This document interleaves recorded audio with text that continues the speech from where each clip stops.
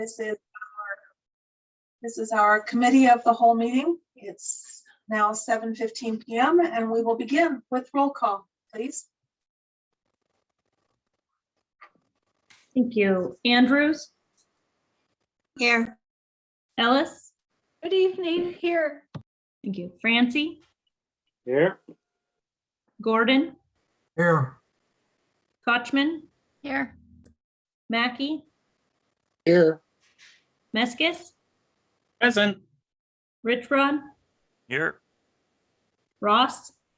Here. Shaw? Here. Short? Here. Taylor? Here. Shave? Here. Thank you. Well, tonight we have a guest speaker, and it's my pleasure to welcome representatives from the Grays Harbor PUD. They're going to share with us their annual report, and I'll turn the floor over to Ian Cope, and you can introduce your people who are accompanying you. All right, everyone can hear me all right? Yep. Great. All right. Well, it's great to be back. Always good to be back. My history with the Aberdeen City Council goes back to being a reporter in 1999 covering this, which means I've been here a long time, which means I'm getting really old. But it's good to see so many familiar faces. Mayor Shave was Councilman Shave when that started. So it's always good to see you all again and be invited back, and we appreciate it. I'm joined today by a gentleman that I wanted to introduce you to for some time, Skylar Burkhart, our general manager, and I wanted to give him an opportunity to introduce himself. He came on board in the spring and succeeded Dave Ward, who retired, and just wanted to give Skylar a chance to introduce himself before we get into our presentation. Thank you, Ian, and thank you so much for having us with you guys here tonight. A little bit about me. I'm Washington born and raised. I've been working in public service for about 27 years. The last 7 have been out here at Grays Harbor PUD. Most of my background's been in engineering. And as Ian said, when Dave Ward retired, I was selected to replace him as the general manager. So quite an honor and a privilege and a big responsibility.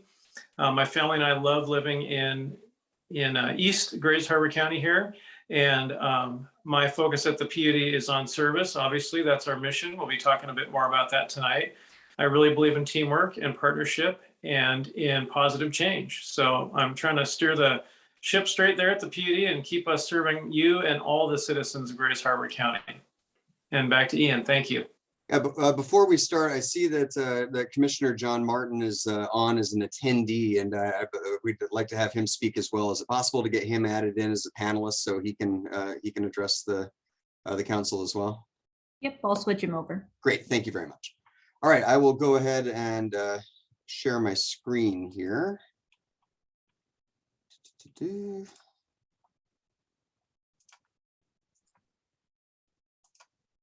All right. All right, I assume everyone can see that, all right? And if you have any questions as we go through, please feel free to ask. We will hold some time for some comments at the end, or for some questions at the end, excuse me. So the Grays Harbor PUD is a public utility that provides energy and telecommunications services to Grays Harbor all the way from the Pacific Coast out to East County. The only exception to that is the city of McCleary, which has their own energy contract with Bonneville Power Administration. We operate under the mission statement of serving our community with high value utility services at the lowest practical cost. Again, that includes energy and telecommunications.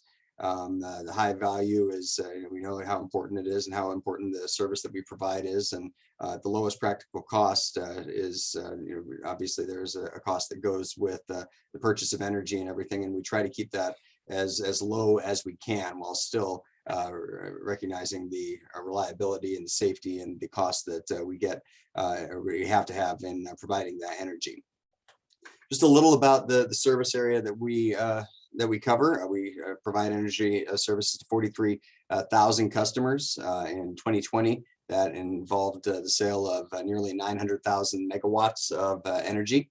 And we're currently working on our 2022 budget, but our 2021 budget totaled just right around $128 million in expenses. A lot of that went to the upkeep of our energy system, just over 1,800 miles of overhead and underground power lines, 36 substations, and 220 miles of fiber optic cables providing telecommunications and internet services to most of Grays Harbor. And we'll cover that a little bit more on that. And we currently employ a staff of 165 full-time employees. This is our 81st birthday. I think we're doing pretty well for being 81 years old. PUDs themselves go all the way back to the 1930s when initiative number 1, supported by the Washington State Grange, allowed for rural communities to form publicly owned utilities. Rural electrification was looked at as a money-losing prospect by the large private utilities at that point, and they decided that if they're not going to come out into the rural Washington, then we should be allowed to go ahead and form our own utilities. That was passed, and the Grays Harbor PUD was approved by the voters of Grays Harbor 8 years later in 1938, and to begin operating in 1940. The public in PUD is probably the most important thing, as it represents local control and local representatives. We have a 3-member board who serves 6-year staggered terms. Ari Callahan is district number 1, which is out in East Grays Harbor County. Dave Timmons, which is, for lack of a better term, Central Grays Harbor, is in district number 2. And most recently appointed to the board earlier this year is John Martin, who has joined us, I believe. John, if gave Skylar an opportunity to introduce himself, give you that opportunity right now if you'd like to say something. Well, first of all, I very much appreciate being here with the Aberdeen City Council. I also sit on a city council out in Ocean Shores, so I really appreciate all the work that you guys do, and because I know it's a tough job, and I'm really pleased to be a new commissioner for the PUD. That I think that I've been there for a short time, starting in end of July, and have learned a lot of things. And one of the things that we just went through the power outages of the last weekend, and was very impressed with how the PUD handled it and working on the inside. And I'm out to do whatever I can do to help Aberdeen to be successful, especially when it comes into power. My office is in the city of Aberdeen, so I spend a lot of time. So I appreciate everything you're doing, and if there's anything I can do to help, give me a call. All right, thank you, Commissioner. Well, as with most entities, one of the biggest things that we've been dealing with over the last year and a half, nearly now 2 years, is the impacts of COVID-19. In March of 2020, the decision was made by the Board of Commissioners and our general manager to close the lobby, and it has been closed since then. That to limit access to the building to protect both our customers and our staff. In doing so, our IT and communications staff were able to set up remote workstations and allow customer service to continue to do a large portion of their job from home. We also have a drive-through that remained open, and also recently opened a walkthrough through our vestibule, so that we've been able to maintain some level of face-to-face service. But for the most part, the utility has been operating remotely since March of 2020. And I would hazard a guess that with the exception of the fact that the customers cannot come into the utility, there really has not been much of a fall off in our service to our customers. I think that they would, most customers haven't noticed a difference in the service, and with the one exception being, of course, the fact that they have to do things over the phone, online, or just are not able to come into the utility. We also made the decision to suspend late fees, disconnects for non-payments, and a planned 2020 rate increase. We have also been operating under a moratorium on utility disconnects, just as the city of Aberdeen and other municipal utilities have been for utility services. That's something that has just expired at the beginning of October. So our staff is able to work with our customers again, and we did have quite the arrearage total that luckily our staff is working with those customers, and it is starting to come down. So there is some good news on that, as our customers are able to be visited by our our staff again. And again, a lot of those arrearages are now being paid off and coming down. There's still quite the total there, but it is starting to come down as we're able to reach out to our customers again. One of the things that has become very apparent during the COVID crisis is the importance of telecommunications, that is internet access. And obviously that's a fairly obvious statement right now as we're meeting remotely and we're meeting through PUD telecommunications network right now. The PUD Commission approved providing telecom services back in 1998. The connections provide access to retail internet service providers. We have roughly a dozen, I believe, that we are currently contracting with. And it is used by a number of entities, 911, schools, state patrol, emergency management, the cities of Grace Harbor. All of them rely on fiber network provided by the PUD. We continue to work to expand that where we can. We work with the Community Economic Revitalization Board, the Public Works Board on a few grants to see fiber expansion at this point, especially out in the rural areas of Grace Harbor County. But that's an area that I think was shown to be badly in need and is certainly not going away anytime soon. I think that we're starting to see that really become run almost parallel to the debates that went on back in the 1930s on rural electrification. Rural internet service is something that has been the subject of many debates in Olympia and throughout the state and continues. And again, the importance of it has really been magnified over the last year and a half or so. Strengthening the PUD system is one of the most important jobs that we have. Our crews are out in the field every day working to keep the system up and running. Obviously, living on the Washington State coast, as we just saw over the weekend, we are right at the tip of the spear when it comes to storms coming ashore. And we, as we just saw, have a utility system that's, for the most part, holds up pretty well to that. And that's a testament to our engineering crew and our line crews, who I believe are the best in the business at keeping that system up and running and making it so that it can withstand the brunt of those storms and the environmental factors that come with living on the Washington coast. One of the things that we have really focused on over the last better part of a decade is focus on vegetation management. That's keeping the right-of-ways and the areas around our lines clear of trees and underbrush growing up into the lines and danger trees that could pose a threat were they to be blown down into the lines. We are on I believe, a 3-year cycle on that of vegetation management and going out and making sure that those areas are as clear as they can be. And we keep them mowed, we keep them sprayed, and work to make sure that the evergreen state doesn't pose a threat to the system that we rely on for our energy. And expanding the wholesale telecom network, as we mentioned, we continue to work to expand that. It is relatively speaking, a fairly new system for the PUD. 1998 is when that came in. And we continue to work with the state to see about grants that can help to fund the expansion of the telecom network. As I mentioned before, the importance of it has been magnified over the last year and a half, and our telecom and our IT crews work to expand that network and bring those services to our customers.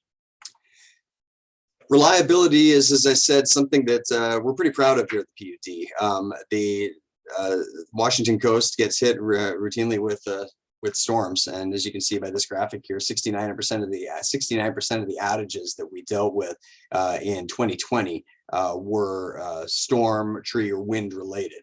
So, I mean, the vast majority of them were as a result of storms and trees coming down and wind. A total of 345 outages in 2020. To put that into context, those are outages of 50 customers or more. So it was a pretty good total for 2020. I actually saw a bit of an increase over 2019, but the total number of customers that were out during those outages was down by 10%, and the total hours of which they were out was down by 17%. And again, that is a testament to our crews responding and getting the lights back on and the system back up and running as safely and as quickly as they could. As we come to the close of this, resource adequacy is something that a term that I want to leave you with, and it's one that I think we're going to hear a lot more of in the coming years.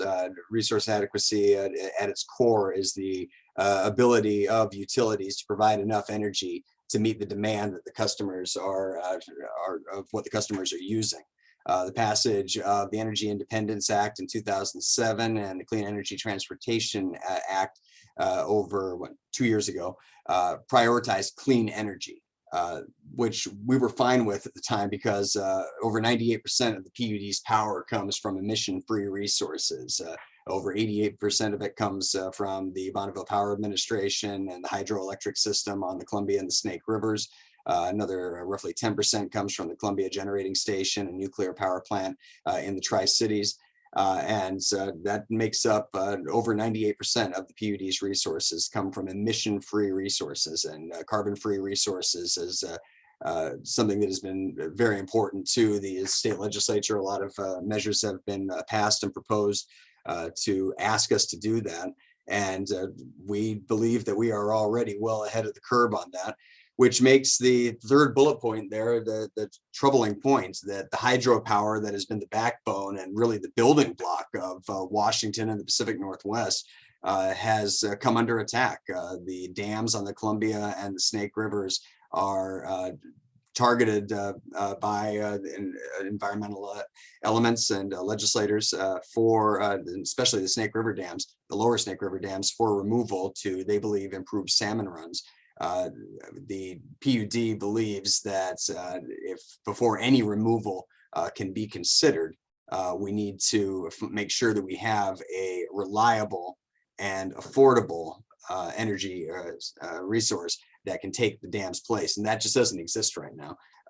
Wind and solar power are certainly have come a long way, and that we believe that they will hopefully eventually be able to take their place in an integrated system. But as we stand right now, the best resource that we have for both environmental concerns, for reliability and affordability, are those 30 plus dams on the Columbia and the Snake River. And we continue to work with our partners in Olympia and in Washington, DC to make sure that they know just how important those resources are to the PUD and to our customers. And finally, PUD goals for the coming year. We're working on our budget right now, focusing on the core utility services that we provide, making sure that reliability and affordability and safety are at the very heart of what we do. We want to continue to strengthen the utility's financial position. Former finance director for the city, Catherine Skolrud, is now our CFO, and she does a great job at putting us in the best position possible and giving the commissioners solid options to choose from. And of course, as I mentioned, continue to work to maintain and improve the reliability of the system. We've been doing it for 81 years, and we look forward to another 81 years of serving the city of Aberdeen and Grays Harbor County. And with that, I will welcome Skylar and John back in. And if anyone has any questions on the PUD, we are here to answer them.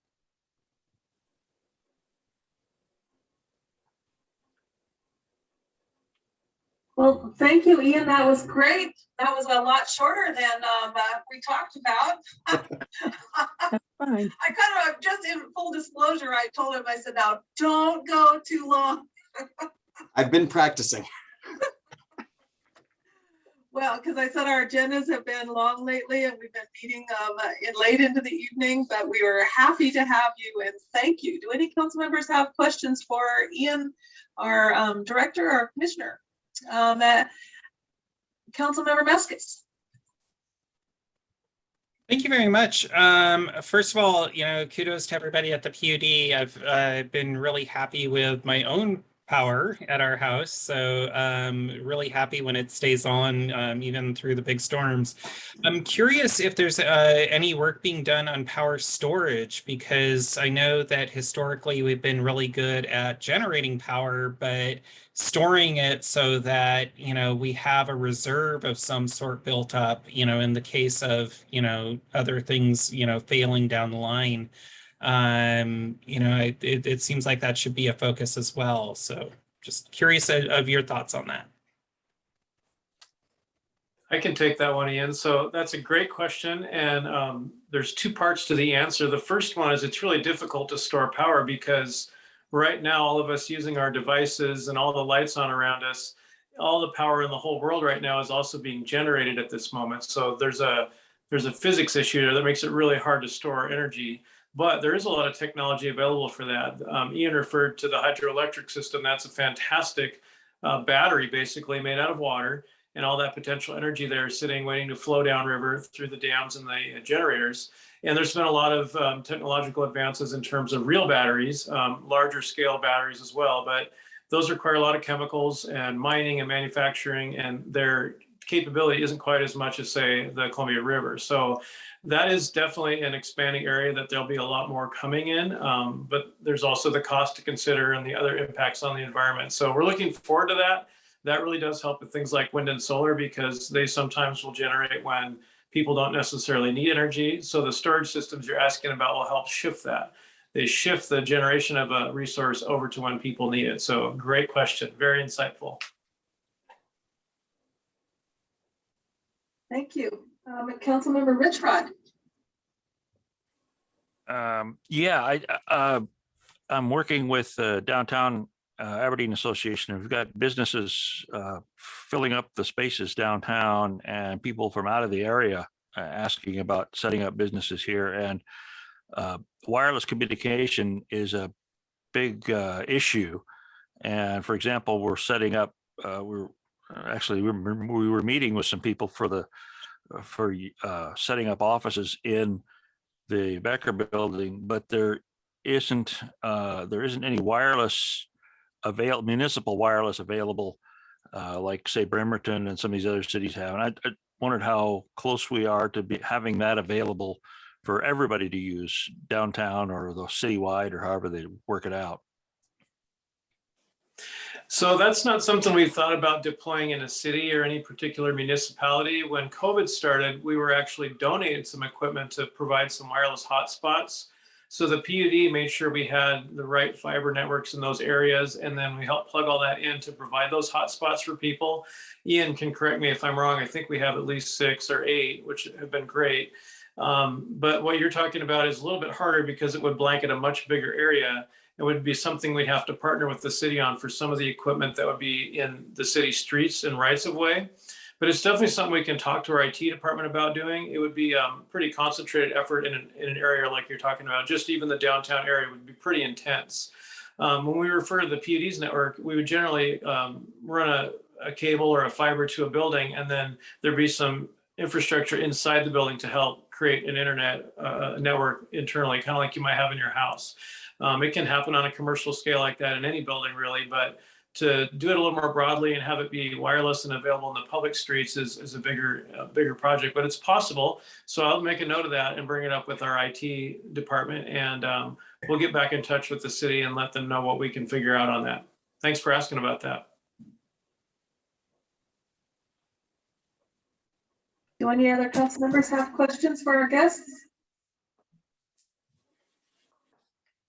Seeing none, I want to thank you again for taking the time to visit with us.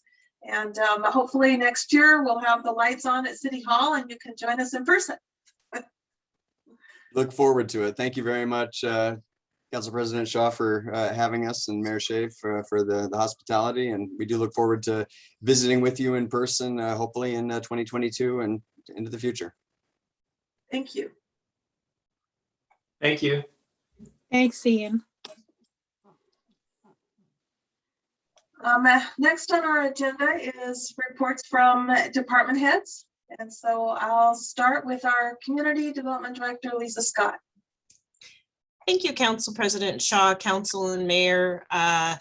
We had a planning commission meeting workshop last week, last Thursday, the 21st. And I just want to thank everybody who was in attendance and kind of bared with us through that process. For any of you who have ever attended a planning workshop, especially when you're doing planning functions, planners love to get it and stand up over maps and draw on them. And usually we have maps on the walls and people walk around with their little sticky notes and stick them on. And it's really challenging to do that type of exercise while you are in person and on Zoom. So this was our first dip in our toe in that water of trying to do a hybrid meeting. So I just want to really thank everybody who sat with us. I know at times it was a bit difficult to understand, and hopefully that's something we can improve on. We had a good meeting, and we are getting through the comp plan update. We plan on holding another public workshop sometime the week of November 15th. I will have all of that information up on the website. And for those of, if you go to the first page of the city's website, there's directions on where you can find all the information, the existing comp plan, the last draft that we had, as well as our notes and agendas and everything we're working on. So please, do reach out if you have any questions. We'll make note of what that workshop will look like. I'm not sure yet if we're just purely going to do a Zoom, because I know it was difficult for those that were Zooming in to understand. So we're going to try to work through that, and I will let you know what that looks like. So we've just been continuing to be busy with processing permits. It is starting to slow down a little bit, but we're still processing well over probably 150 permits this month again. So it's still quite busy. And with that, I just want to say good luck to everybody that is running for election out there. I know it's not fun. And so I appreciate everybody's stepping up to do that. I know that it's trying and challenging. So if there's any questions for me, I am here. Anyone have questions for Director Scott? Seeing none, thank you. Our next would be our Corporation Counsel and the courts. Did you have anything for us tonight, Mr. Myers? If I can get my camera to turn on. Just one thing, the city was served with an appeal of a decision of the Building Code Council to abate a dangerous building at 1119 Market Street. The building is owned by a Thurston County resident by the name of C. Davis. The Building Code Council a decision was to uphold the notice to abate the conditions there and demolish the building. And we will be appearing and defending that appeal. And that's all I have for this evening. Thank you. Any questions for Mr. Myers? Seeing none. Next is our Finance Director, Patricia Soul. Thank you. Finance Committee met at 6 p.m. today, and I will leave all the comments to our committee chair, Councilmember Cashman. Does anyone have questions for Director Soul? Well, thank you. Fire Chief Hubbard. Good evening, Tom Hubbard, Fire Chief, Aberdeen Fire Department. I was unable to attend public safety, and I do not have a report. Thank you. Any questions for Chief Hubbard? Next will be our HR department. Did you have anything for us, Mayor?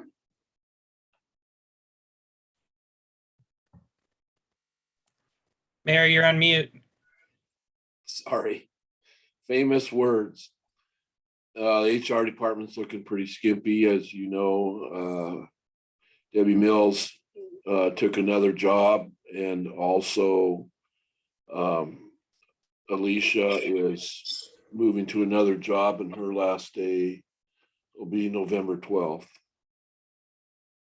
So we're scrambling. Thanks. That's it. Okay. Any interest in the open positions that we've had posted?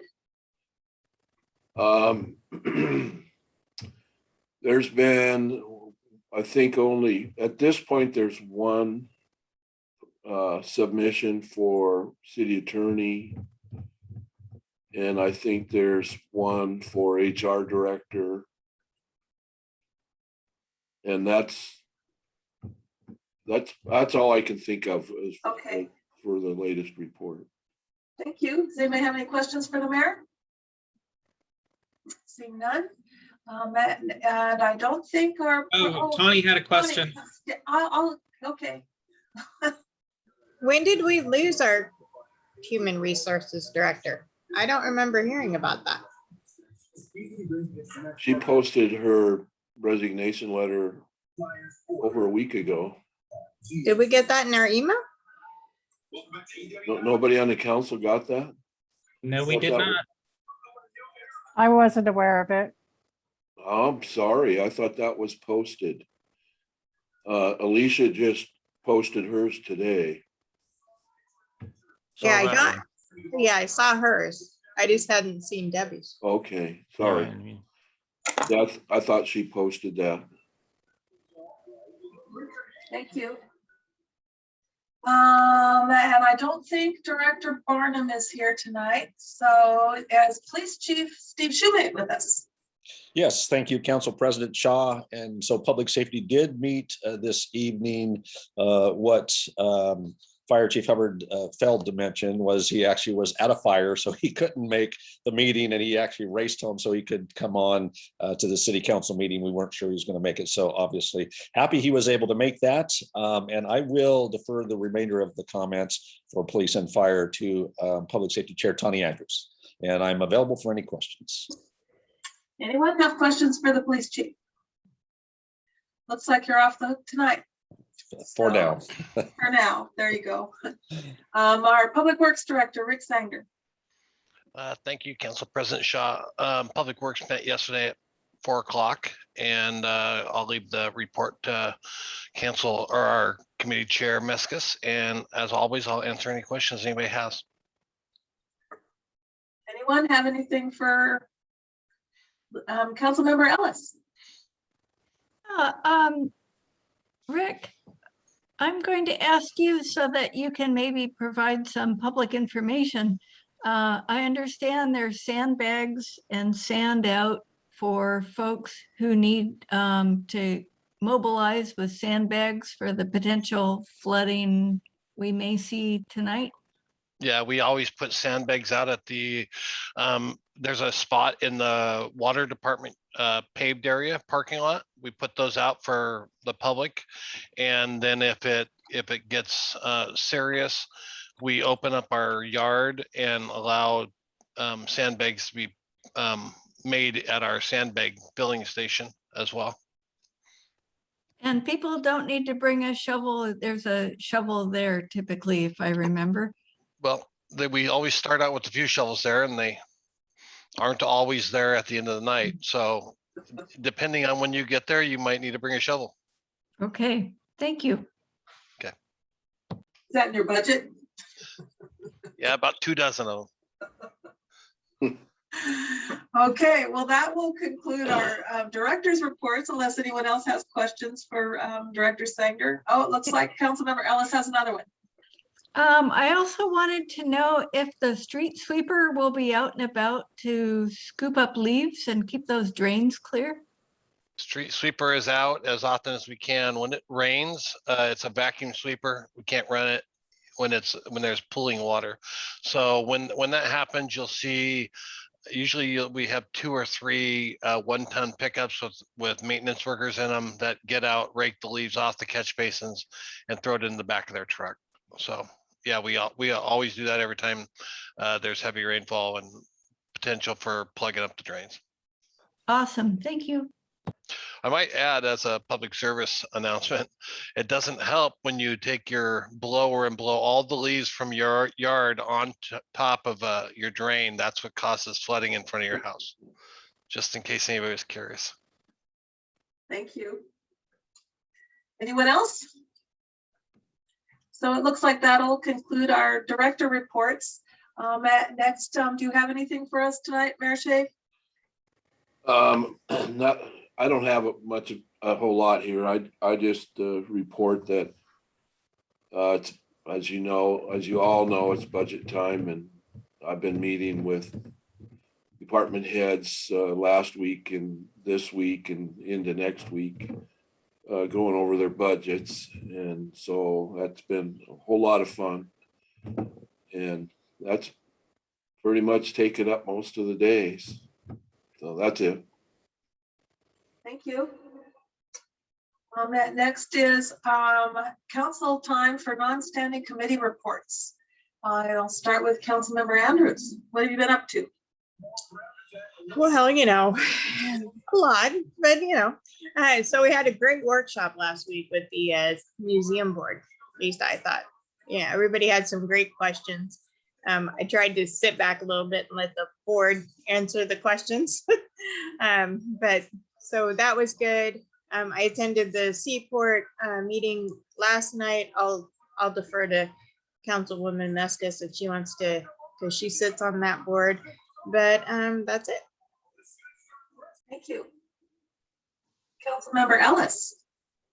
Thank you. I also found the museum workshop to be very helpful and informative.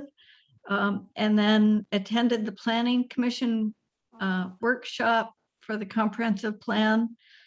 I stopped by the Arthur Street fire on Sunday just to see if there was any help I could offer. The Red Cross was there, and it didn't seem like they needed my help, which was fine, but I learned that the Red Cross had mobilized out of Tacoma, which was like, whoa, we don't have a Red Cross closer than Tacoma. So that was interesting to learn. I also got to see our fire department at work, and very professional and out there in really nasty conditions. Thank you for their response.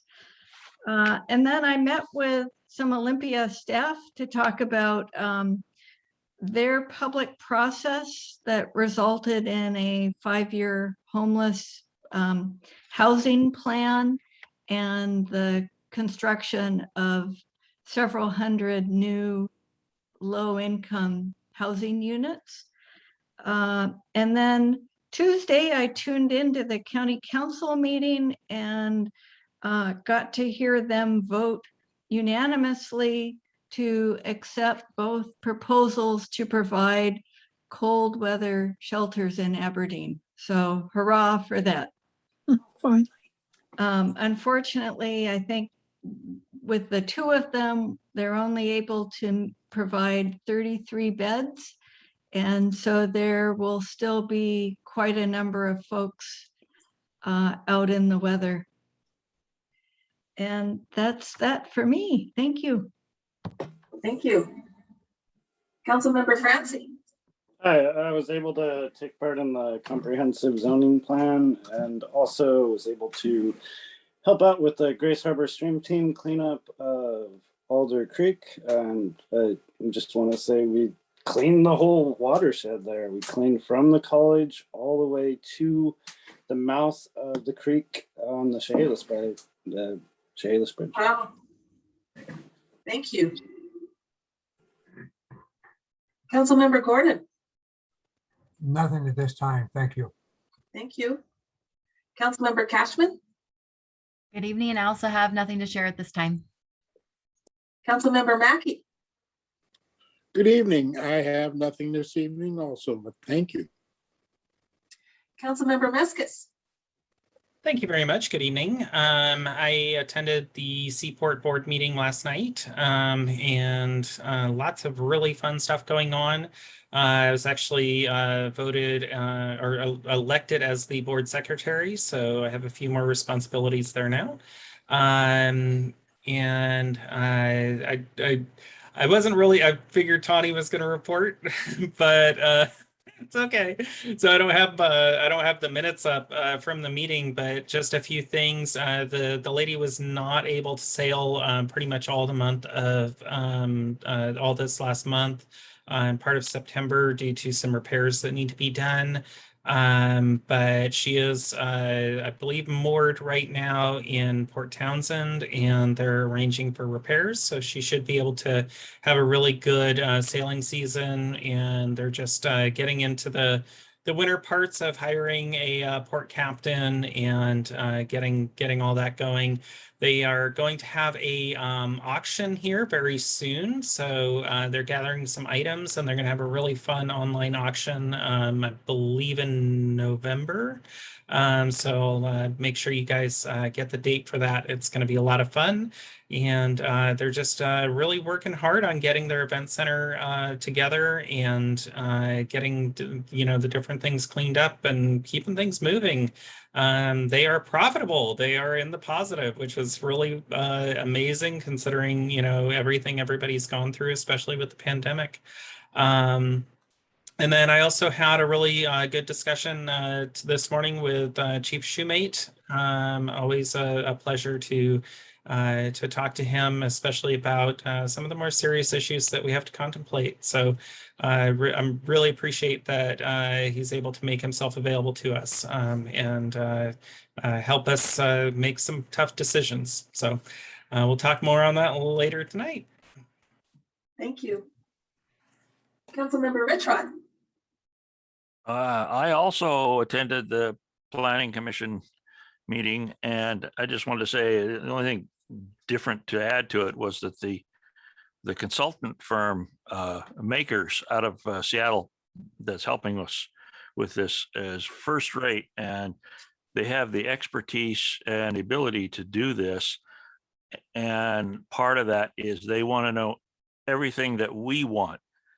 They're not really imposing anything on us, and it's nice to know that they're taking the input directly from the people and here in Aberdeen. And so I'm very positive about what's going to happen. Thank you. Councilmember Ross. Yes, thank you. So I attended the comprehensive plan meeting as well and was impressed. And then also Downtown Aberdeen Association's board meeting last week. And two things I wanted to note. They've started up the walking tours that we had done this summer on a regular basis and created a separate Facebook page. So if you're interested, check that out. It's really fascinating information about the history of downtown Aberdeen. And also don't forget Spooktacular Saturday from 1 to 3. It's going to be a lot of fun. And I'm sure everyone will enjoy that. Thank you. Thank you.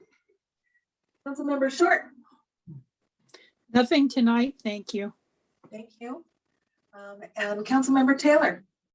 I have nothing, thank you. Okay. Well, that was the end of our non-standing committee reports. And unless any council members have anything else they want to bring up, that concludes our committee of the whole meeting. Mayor Shave. Thank you. This is Mayor Shave. It's Wednesday, October 27th, 2021 at 7:58 p.m. And I call the Aberdeen City Council meeting to order.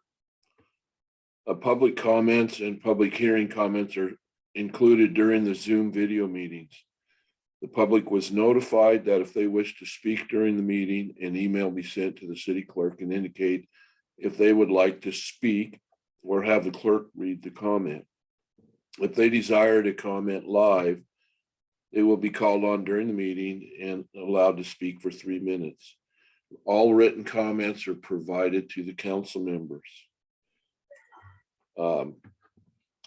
City clerk, would you do a roll call, please? Andrews? Here. Ellis? Here. Francie? Here. Gordon? Here. Kochman? Here. Mackey? Here. Meskis? Present. Richrod? Here. Ross? Here. Shaw, Here. Short, Here. Taylor, Here. Shave. Here. As we move on to the approval of the minutes, I would like to ask council members, when you speak, to identify yourselves, and whoever seconds the motions to identify themselves so that it's on the recording.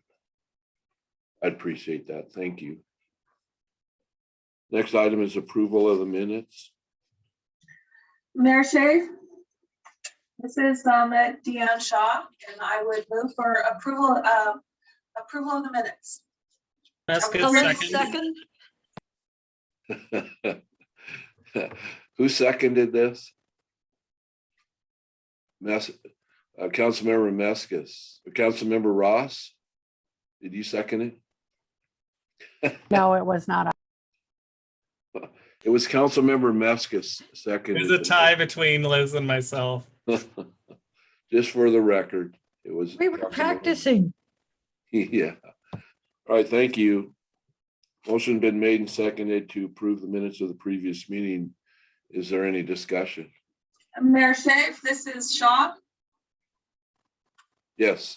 I would like to move to amend the minutes of the previous meeting to assign a number to the resolution in support of a cold weather shelter. This number will be resolution 2021-22. Catchman, second. Okay. Motion to amend the minutes of the previous meeting. It's been made and seconded. Is there any discussion? Seeing none, all in favor, say aye. Aye. Any opposed? Motion carries. Now I'll entertain a motion to approve the minutes as amended. So moved. Meskis. Thank you. Is there a Short second? second. Thank you. Motion has been made and seconded to approve the minutes of the previous meeting as amended. All in favor, say aye. Aye. Aye. Any opposed? Motion carries. Thank you. Are there any additions or deletions to the minutes or the agenda? Councilmember Meskis. Thank you very much. I have two additions. First is a report from Public Works recommending that the City Council pass an ordinance vacating the right-of-way identified in the report. And the second addition is the ordinance mentioned in the report. I believe Rick sent that out to all council members earlier. This is Gordon, second. Thank you. Motion was made and seconded to add these additions to the Public Works agenda. Is there any discussion? Seeing none, all in favor, say aye. Aye. Any opposed? Motion carries. Thank you. City Clerk, is there any public comments? Yes, we have 11 public comments tonight. 2 have requested to speak for themselves. So we will play mix and match again. I'll get started with reading and then I will call on the 2 that are requesting to speak. First, we have public comment number 1 to be read at the City Council meeting. After watching your last few meetings, it seems funny that you all pretend like you can't say the name of the mayor's daughter, who is the city clerk. Her name is Becca Anderson, parentheses, Shave. If you work for government, you can't hide things. The public has a right to know. The fact that her name is the only screen without a name makes it look like the mayor is trying to keep it a secret. Why don't you have a nepotism policy? The mayor is now the boss of his own daughter at the city of Aberdeen. Also, that homeless camp is disgusting. There are homeless everywhere now making a mess, leaving garbage, destroying public bathrooms, doing drugs. Even the parks where children go are unsafe these days. Things have sure changed. Sincerely, M. Nelson, Ward 2. Public comment number 2. This was emailed from Dilly Thomas. Hello, we shouldn't have to register or provide my government all our info in order to speak to elected officials. This is a successful way to stifle dissent. I wanted to say that I don't think the city of Aberdeen should pass the bill to charge a poor tax. This is pretty surprising to even have to say, to be honest. Your goal is to charge poor people fines for not sleeping on the sidewalks where they are more exposed to violence in its many forms. This is anti-human. Poverty is already criminalized and profited off of by many private and government organizations. I don't usually engage with this body out of disrespect for it as a so-called authority. Y'all are no different from any of us. Your positions of power are, in fact, the root of the many manufactured problems you always claim to challenge. You dozen or so individuals claim the authority to govern this city based on a system of violent coercion masquerading as normalcy. Expect resistance. We received a second identical comment from Fox_Rising email as well. Public comment number 3, email of John Oliver. It troubles me immensely to see our mayor, Pete Shave, lying through his teeth and spreading hate against the homeless. How does city council expect people to be able to pay this $25 fine? This will just lead to more incarcerations, and you guys know it. This criminalization of homelessness needs to stop. From a concerned Hoquam citizen. Public comment number 4. This was emailed from JJ, looks like a Joy Trahan. The city of Aberdeen has proven itself rich in community assistance and emergency relief resources to those less fortunate. No matter what the situation may be, addiction, mental health, loss of employment, or other, no person shall ever be without a temporary place of shelter. With the heavy rains and relentless winds coming directly off this harbor, individuals go into survival mode to do best protecting themselves against these harsh elements. To arrest people for this or punish them would be a certain inhumane and indecent decision on behalf of our city government. This decision would not reflect the caring, involved, resourceful community that I applaud organizers that provide a life or death service to our homeless. You cannot call yourself a community-loving government if you do not also take accountability to issue of homelessness. My suggestion is taking an old empty building with good bare bones and get volunteers along with the new department of the city in managing the homeless needs. Make this building a 24-hour refuge for those suffering in the weather. Allow any person who checks in to rest and refuel for 4 hours in any 24-hour period. Served on a first come, first served basis. That is a compromise that is surely sustainable by the city and at the same time gives some people in relief to get out of the weather. I'm from Lake Tapps, Washington. I've never seen homelessness like it exists here. Somehow someone inside me says this city and its officials have dropped the ball on continued optimal effort in reorganizing. There's an issue in creatively and collectively addressing it. I hope the council members of Aberdeen can provide something solid in the near future. We have seen the outreach this community has resources. It can muster up for the emergency provisions for homeless. Let's get motivated to do something that lasts, something to look forward to that creates warmth and rest to embrace this issue in supporting our homeless community. Thank you, Joy Trahan. Next, we will go to public comment from Annie Montgomery. Annie, if you're here and available, raise your hand and I can transfer you over.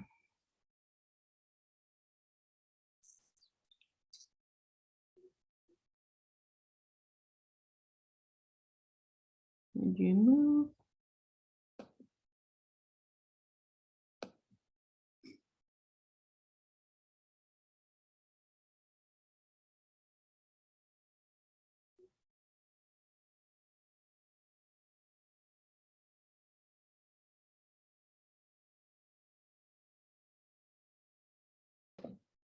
For some reason it's not wanting to promote to panelists, but Annie, if you unmute, I believe you'll be able to at least speak and can have the floor for 3 minutes.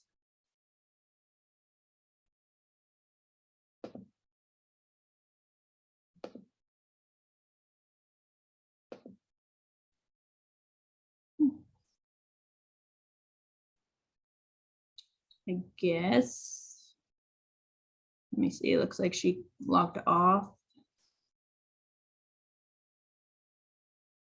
We will move forward. She's showing as a panelist right now. She just on hasn't been muted. Annie, are you there?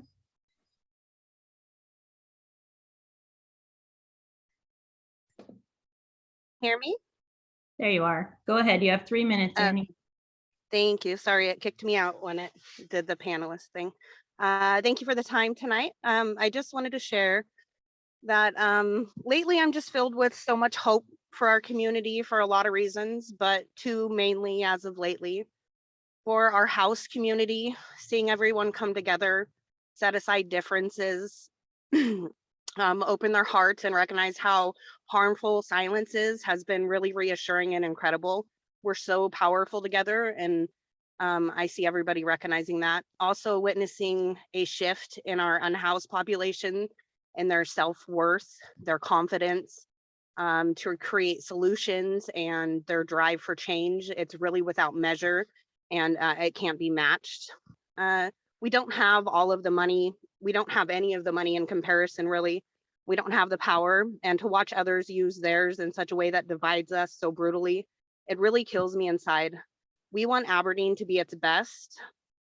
There's a lot of issues that need solutions, and we all need to be a part of those.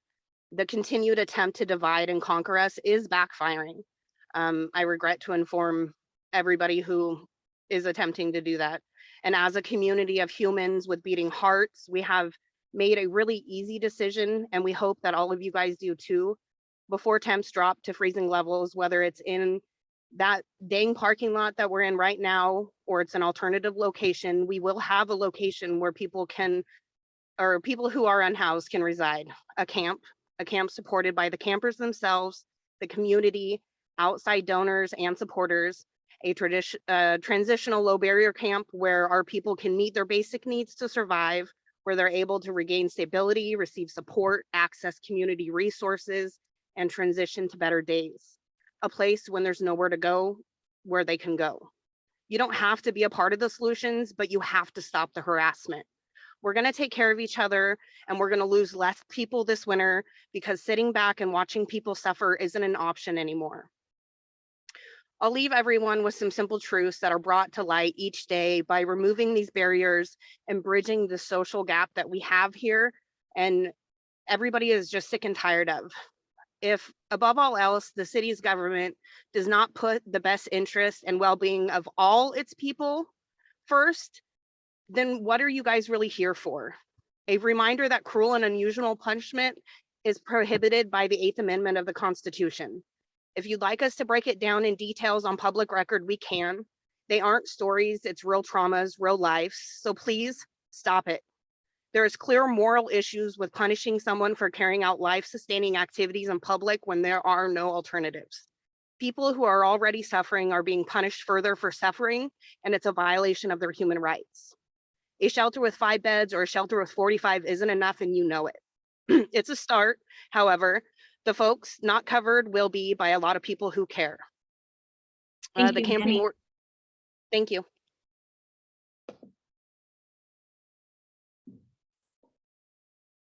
All right, on to public comment number 6. Hey, old Petey boy, remember me from last time. Old Tyrant Shave is here to impose a $25 fine on unhoused folks for sleeping. Do you know this map that has sleeping areas for people? These sleeping spots are only able to be used from 11 p.m. to 6 a.m. and nearly every single one of these spots are in the entryways of businesses along the sidewalks. What dignity do we have to give these unhoused human beings 7 hours in a doorway before they're shuffled off? And if people sleep elsewhere, old Petey wants to charge unhoused individuals that already are trying to survive on next to nothing $25. Now, when someone racks up an amount of these $25 fines, they will be arrested. Please, dear Petey and Piggy Shoemate, tell me how this isn't criminalizing homelessness. How's that for a public comment? This is emailed from Coyote Teeth. Public comment number 7. Email from Tracy Age. This hurts my soul, my heart, everything that makes me human. What has happened to the people who run our city? The people of the streets, the homeless should not be fined because of hardship. Because of mental health issues, they need help instead, guidance, pushed in the right direction. Everybody is one paycheck away from being homeless. You see someone struggling, you help them. Don't fine them. I mean, holy hell, what good is that going to bring? Life is hard as it is. Just think, what if you were one of us?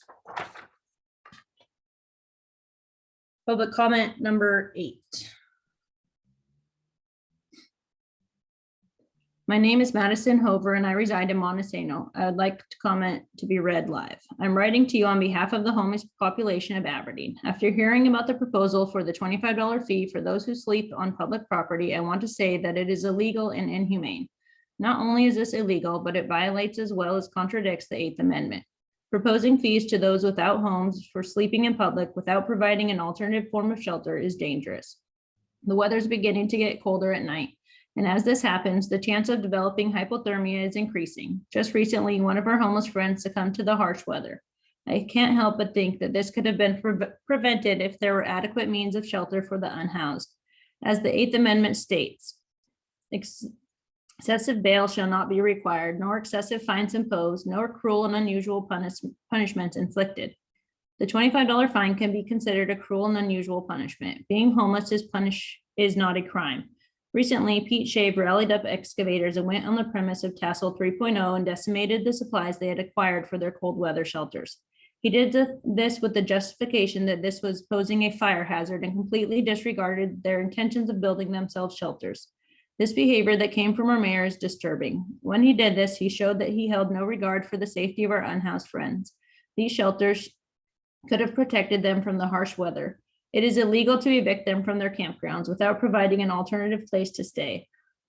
All of these actions combined forms a serious sense of hostility and resentment for those who don't have the luxury of having a home. Every day I wake up and consider myself lucky to have a home because I understand that the way this county is.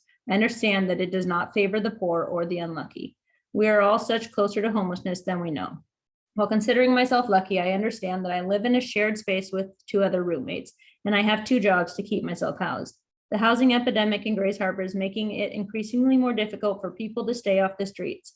I have met and spoke with so many people within the last 6 months who have become homeless due to the housing epidemic. I can barely afford my housing, and if I didn't have roommates, I might be sleeping on the concrete too. Homelessness is such a complex problem, you cannot confine it and blame it on the individuals who suffer from this. I hope you consider them as human beings rather than disposable pieces of property. These are our friends, these are our support, these are our people, and they deserve as much respect as the next. Public comment number 9. This is emailed from Mona Joy. I would like for my voice to be heard as a dying advocate for providing safe place for our homeless community to regain their health and strength and find ways to live healthy lives supported by our community. Thank you. Public comment number 10, a Mr. Patrick Carey would like to speak to us. Patrick, if you are here and able to raise your hand, we can put you over to a panelist.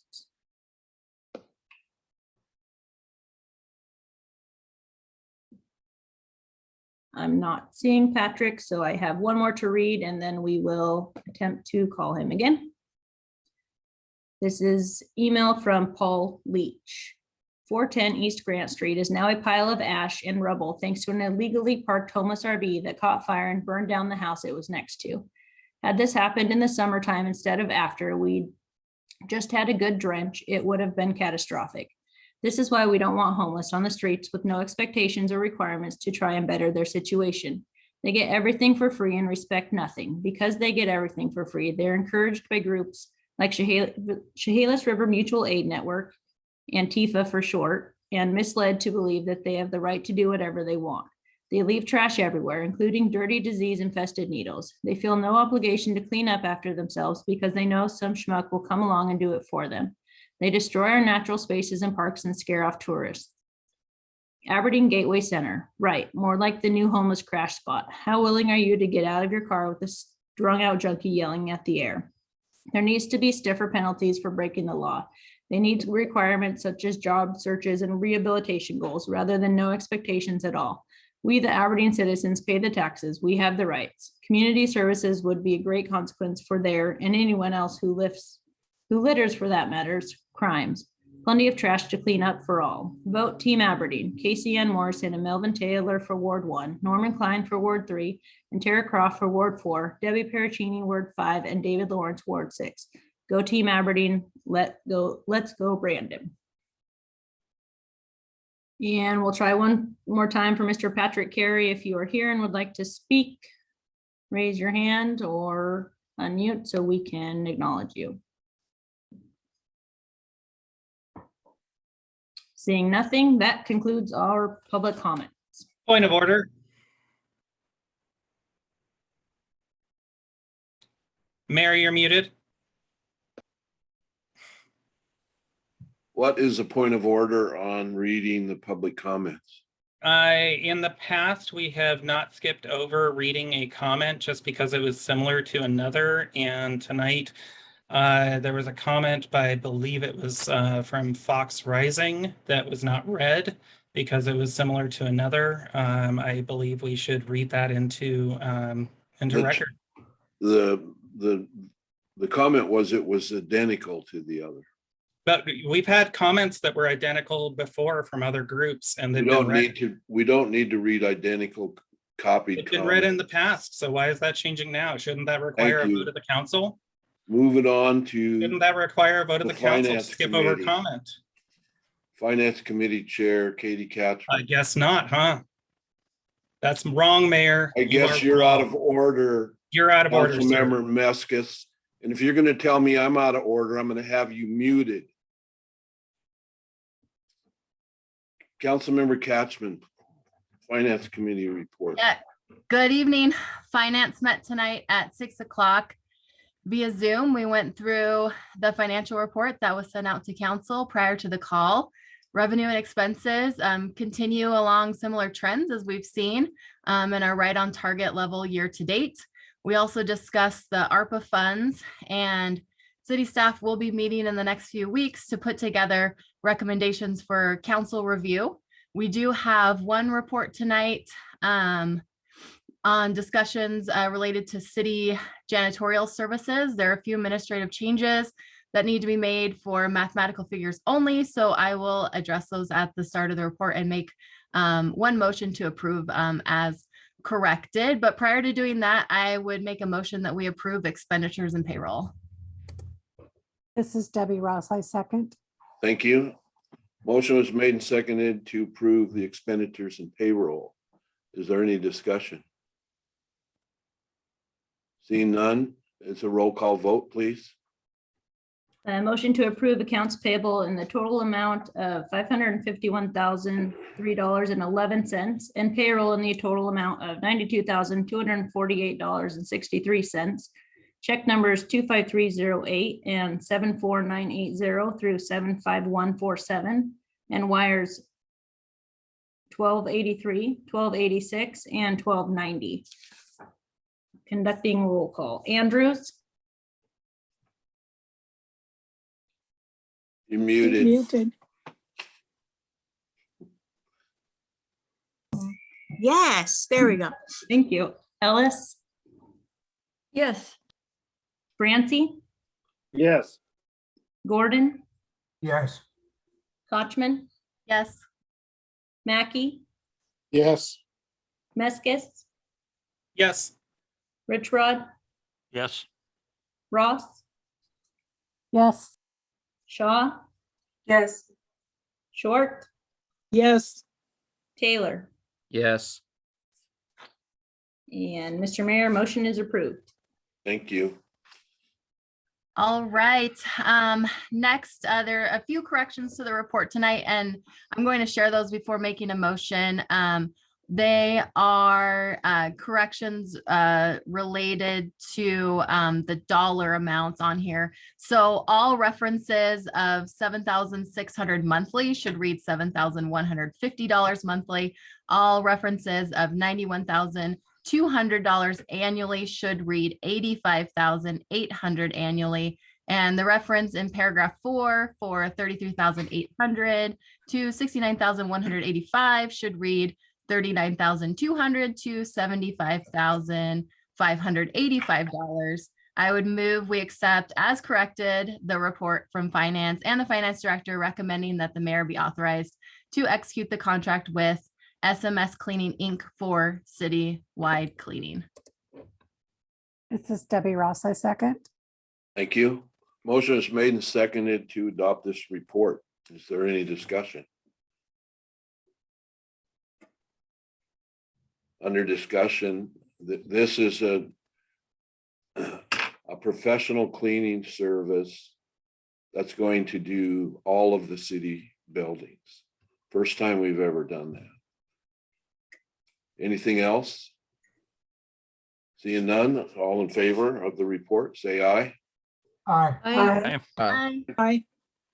Is there any opposed? Motion carries. That's all from the Finance Committee tonight. Thank you, Councilmember Catchman. Public Works Committee Chair Report, Maskey. Thank you very much. Public Works met yesterday, just a little after 4. We had a very good meeting, and I would actually like to just take a second to thank Rick Sanger and his staff.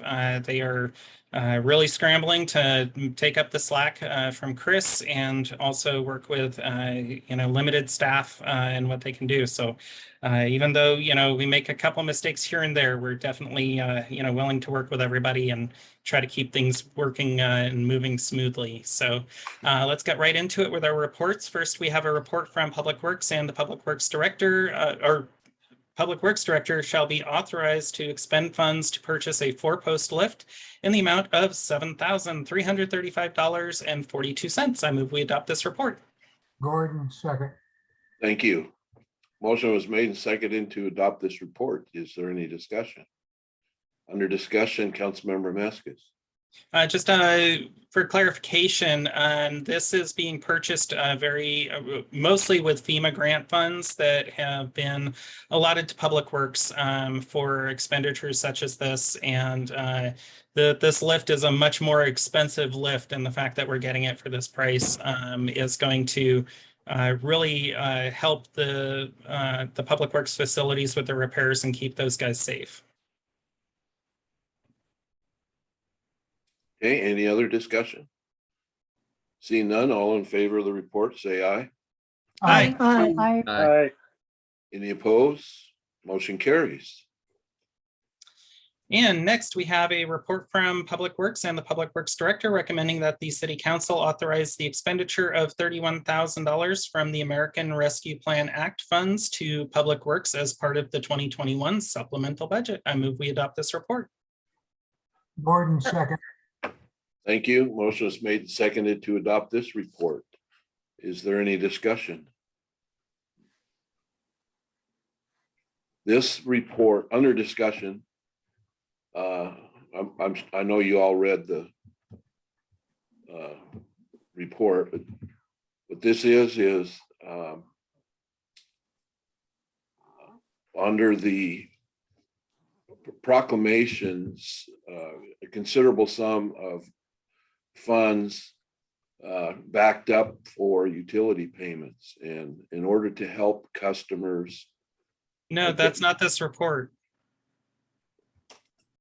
That's the next one. Oh, no, I'm sorry. that's Never not mind. this report. Any other discussion? Seeing none, all in favor, say aye. Aye. Aye. Aye. Aye. Aye. Any opposed? Motion carries. Part of it. Actually, I think what you were trying to get at, Mayor, was part of it was the part of that's going to pay for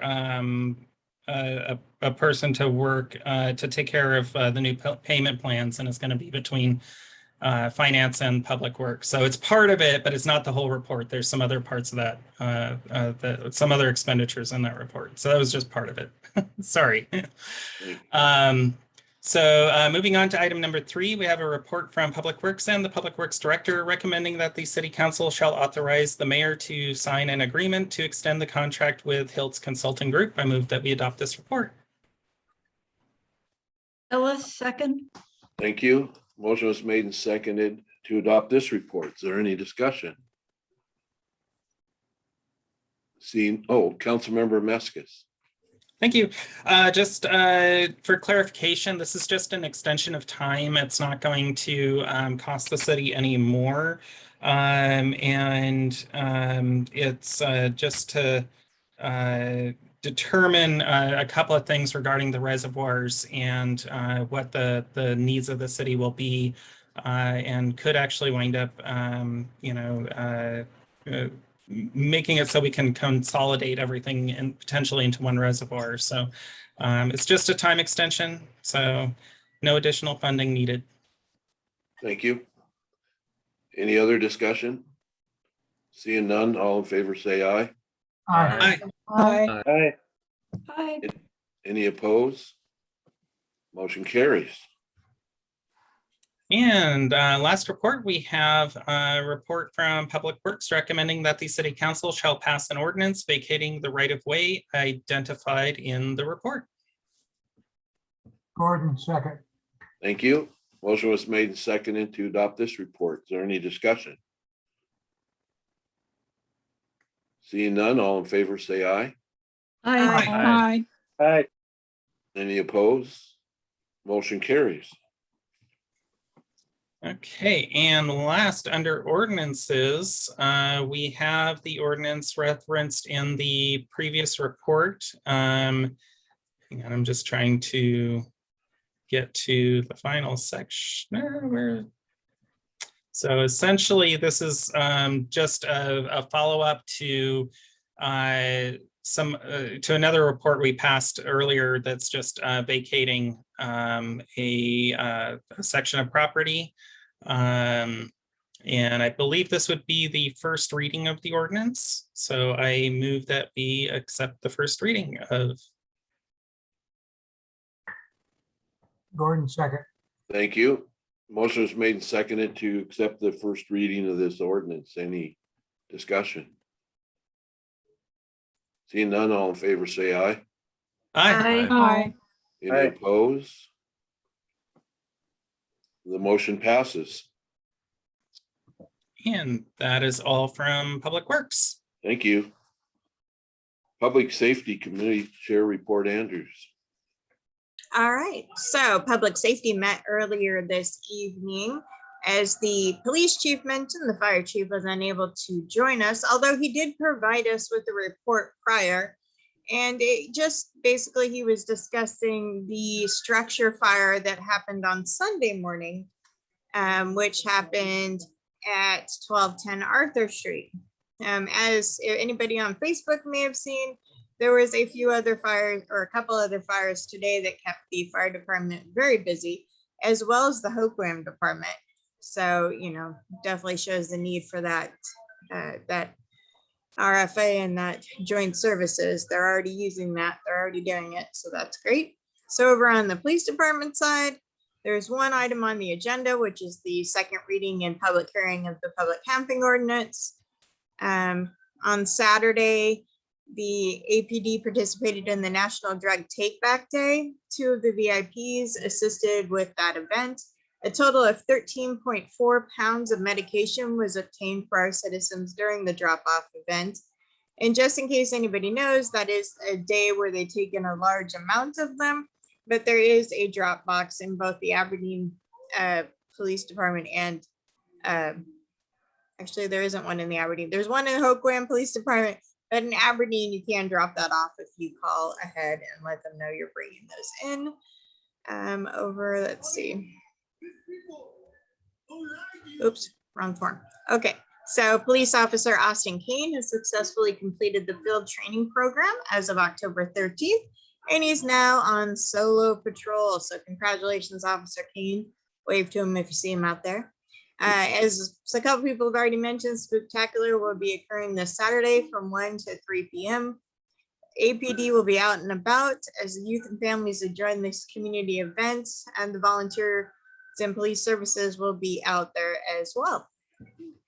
So let's see, we have one item on the agenda tonight. Let me get over to my agenda. So tonight is the second reading and public hearing of bill number 21-08, an ordinance amending Aberdeen Municipal Code, section 12.46.050 regarding penalties for violation of public camping ordinance. I move that we open the public hearing. Is there a second? Shaw, second. Thank you. Motion is made and seconded to open the public hearing. Any discussion? Seeing none, all in favor, say aye. Aye. Aye. Aye. Any opposed? Motion carries. The public hearing is now open. City Clerk, is there anyone wishes to speak on this public hearing? We did not receive any requests and I see no hands raised at this time. Thank you. Did we close? Should we close? Oh, the public sorry. hearing? I make a motion, we close the public hearing. Thank you. Short second. Second. Motion's made and seconded to close the public hearing. Is there any discussion? Yes, have Mayor a- Shea, this is Shaw. Councilmember Ellis had her hand up. I just wanted to suggest that not everyone maybe can join via Zoom, and there might be some people joining on the telephone. And could comments be opened up to people who are on the phone? They are as well. They're on the attendees list. We have no one signed on the cell or on a phone tonight. Okay, thank you. You're welcome. Councilmember Shaw. Yes, thank you, Mayor.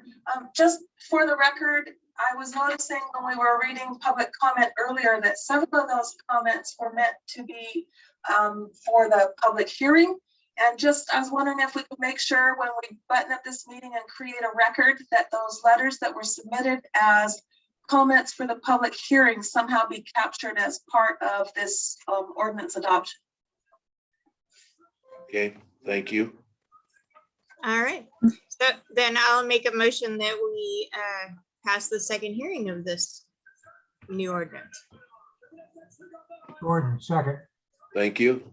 Motion was made and seconded to pass the second reading. Is there any discussion?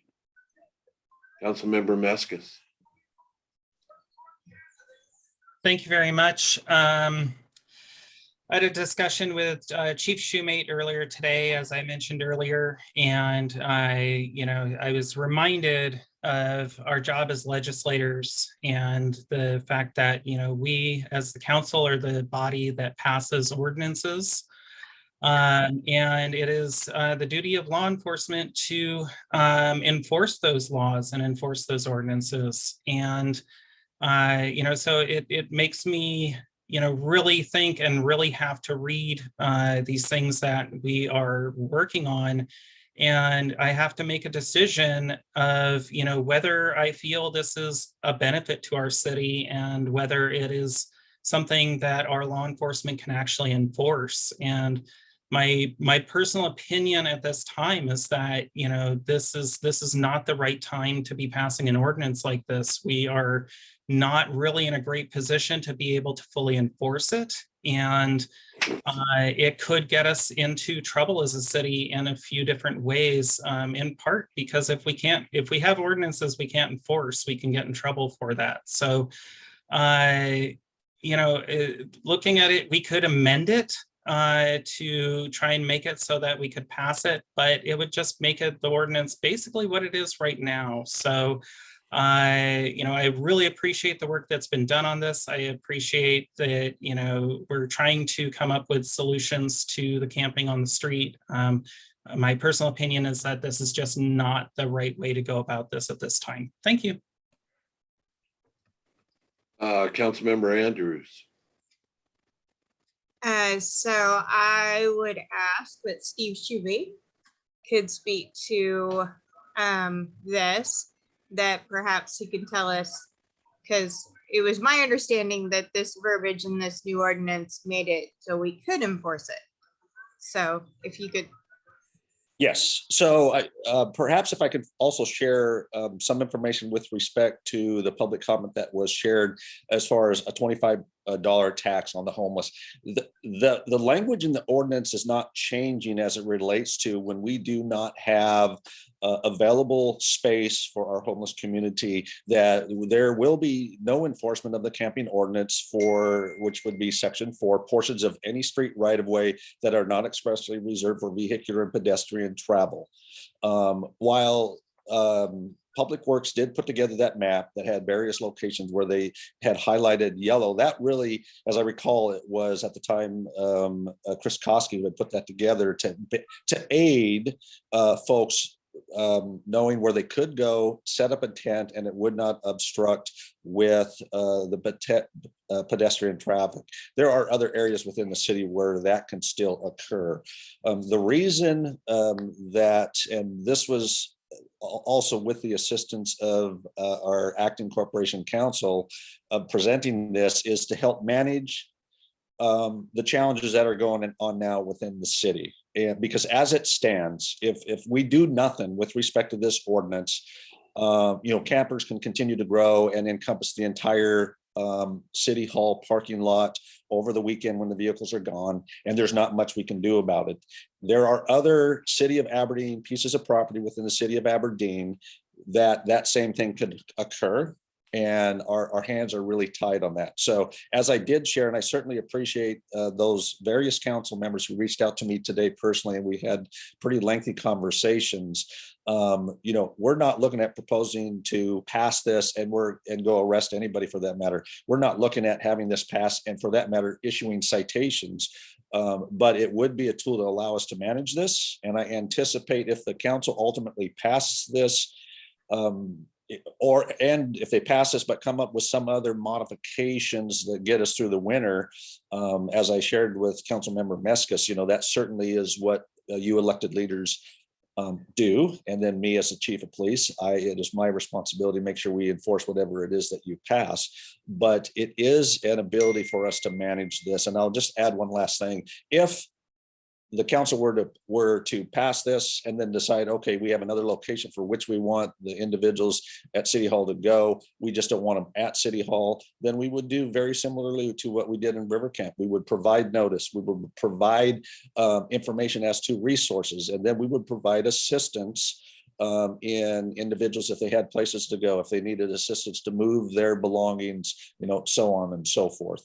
And for a few, I guess my last comments, for the few who had reached out to me citizen-wise and said, well, you're just doing this so you can arrest people, that is not the objective. I'm here to tell you that our jail pretty much is filled up by Sunday.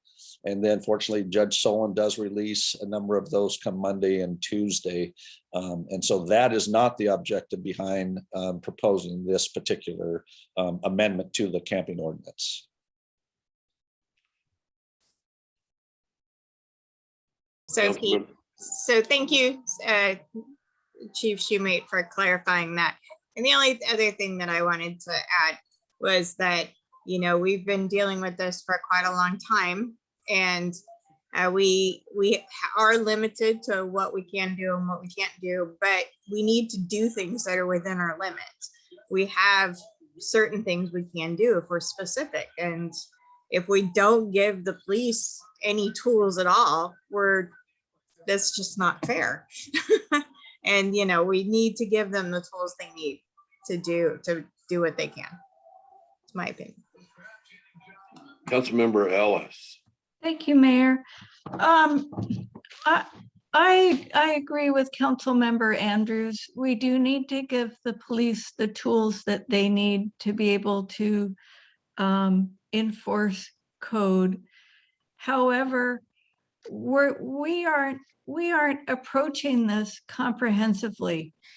All that we would do is we would ask our police to basically serve notice for the people at the camp at City Hall. You need to leave within so many days or whatever that is, but there's no place for them to go. We're not suggesting or offering an alternative place that would be appropriate to use as another camp. So where do people go? They move into doorways, they move into other abandoned buildings. We eliminate the problem of campers being at City Hall, and yet we still have all these other problems that we need to respond to that cost us money. We have a lot of code violations currently of people living in campers and other unauthorized dwellings on private property. And those private citizens aren't getting a lot of support from the city for addressing those concerns. We have a shopping cart ordinance that we could be enforcing that would require the owners of the shopping carts to take more responsibility for those. There are a number of pieces here that I would like us to look at as a comprehensive package. I'd love to be able to vote yes on this tonight, but without these other pieces, I just can't, because it's not providing us with a solution.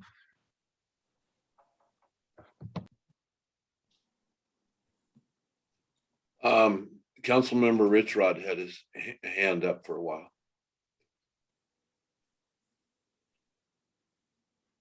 You're muted. There we go. I got too many buttons to push here. But I agree with Councilmember Ellis. She kind of started me off on his train of thought that the downtown merchants want to get the homeless off the street, and the city's residents want to get the homeless off the street. Hell, the homeless want to get the homeless off the street, but there's no available alternative, even by definition of laws and ordinances that are coming before this very body. There are no available alternatives, and we can't criminalize homelessness. Not only is it illegal, it's not something anybody with an ounce of empathy would do anyway.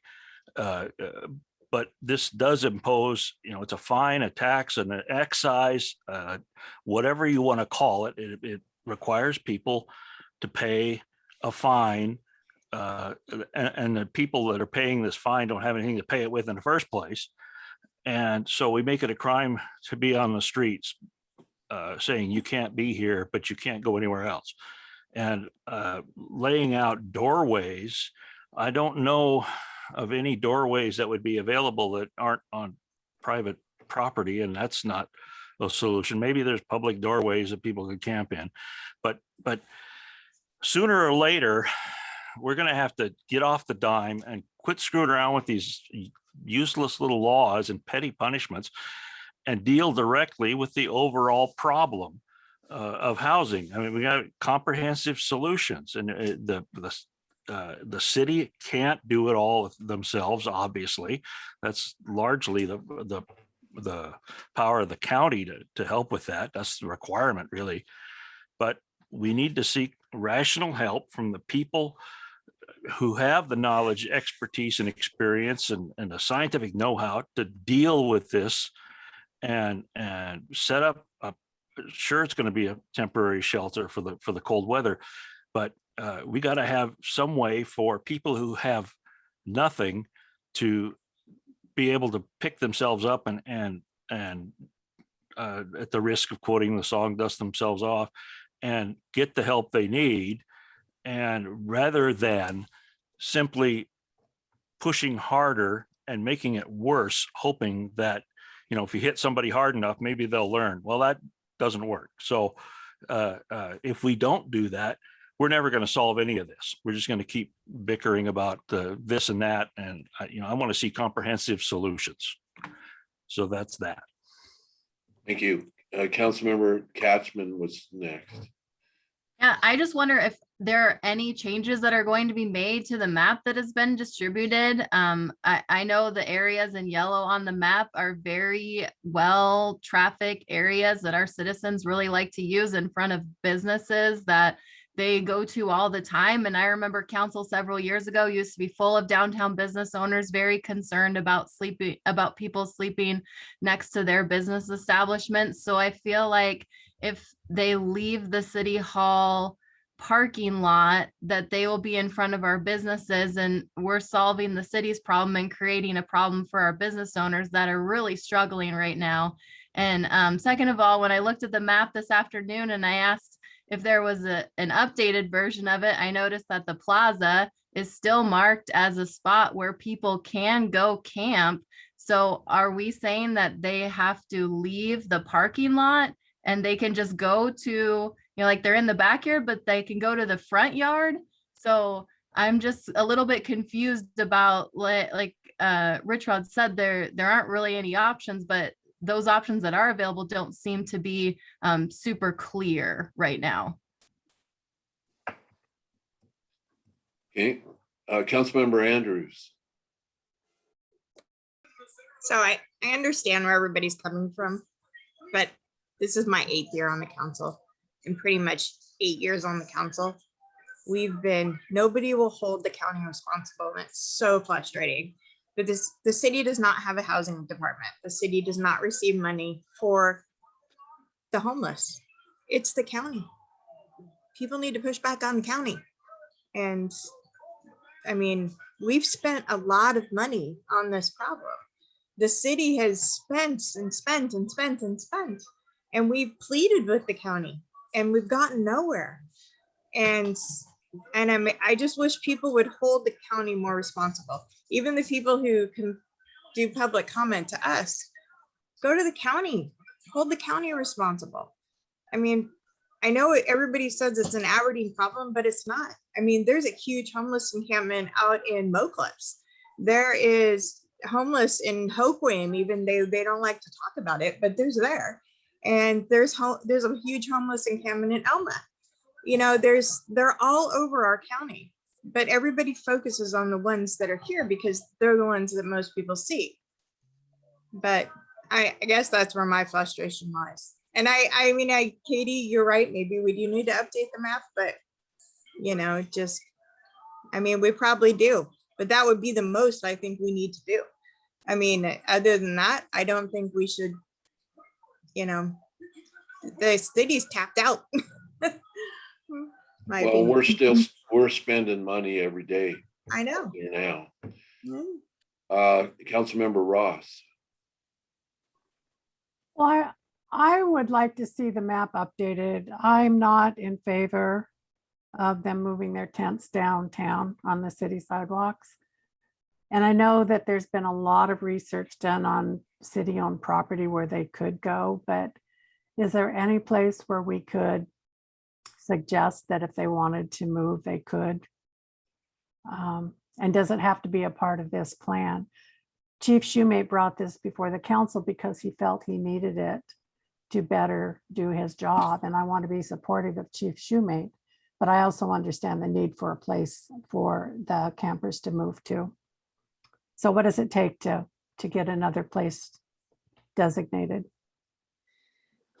I've been in touch with the county probably at least weekly, pushing on this, and they are working towards getting this out again and finding a location. That's about all I can say. In our lifetime. Jeff Myers. Yeah, I like to just quickly address a couple of the comments. First of all, this ordinance does not impose a $25 infraction on anyone. That's already imposed. And so the enforcement of that infraction is not the subject of this ordinance. This ordinance makes it a misdemeanor in 4 of the areas, and it does not make it a misdemeanor in the vehicular and pedestrian travel. The question that was just raised by Councilmember Ellis, Councilmember Ross, was, are there other places that we might be able to designate for people to go? The way in which you would do that, to quote, change the map is really intended to reflect that category of areas of the right of way that are not reserved for vehicular or pedestrian travel. The way to change the map is to amend section 12.46.040A4 to identify other areas where it would not be a crime, but would be a civil infraction enforceable only if there was available shelter space. We do not enforce the civil infraction in that area if there is no available shelter space. So if they don't have a place to go, we don't issue civil infractions.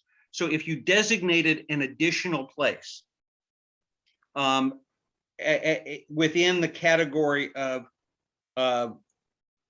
subsection 4,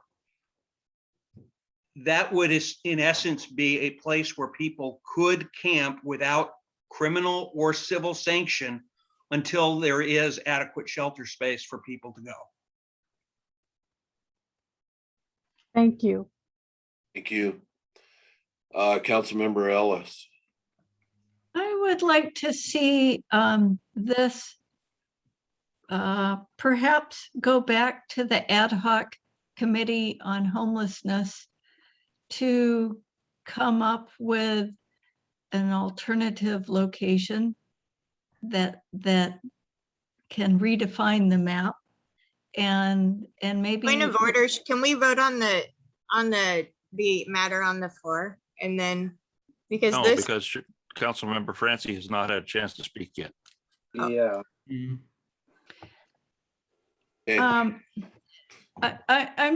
I'm also concerned that given the number of homeless people that we have, if everybody did move into those yellow zones downtown, it would really be a mess and not what would work for the downtown community and certainly not for the homeless community.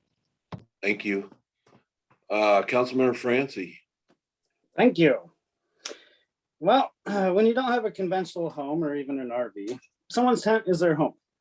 It doesn't have sturdy walls to keep out the wind. Most of them aren't insulated to also keep out that cold.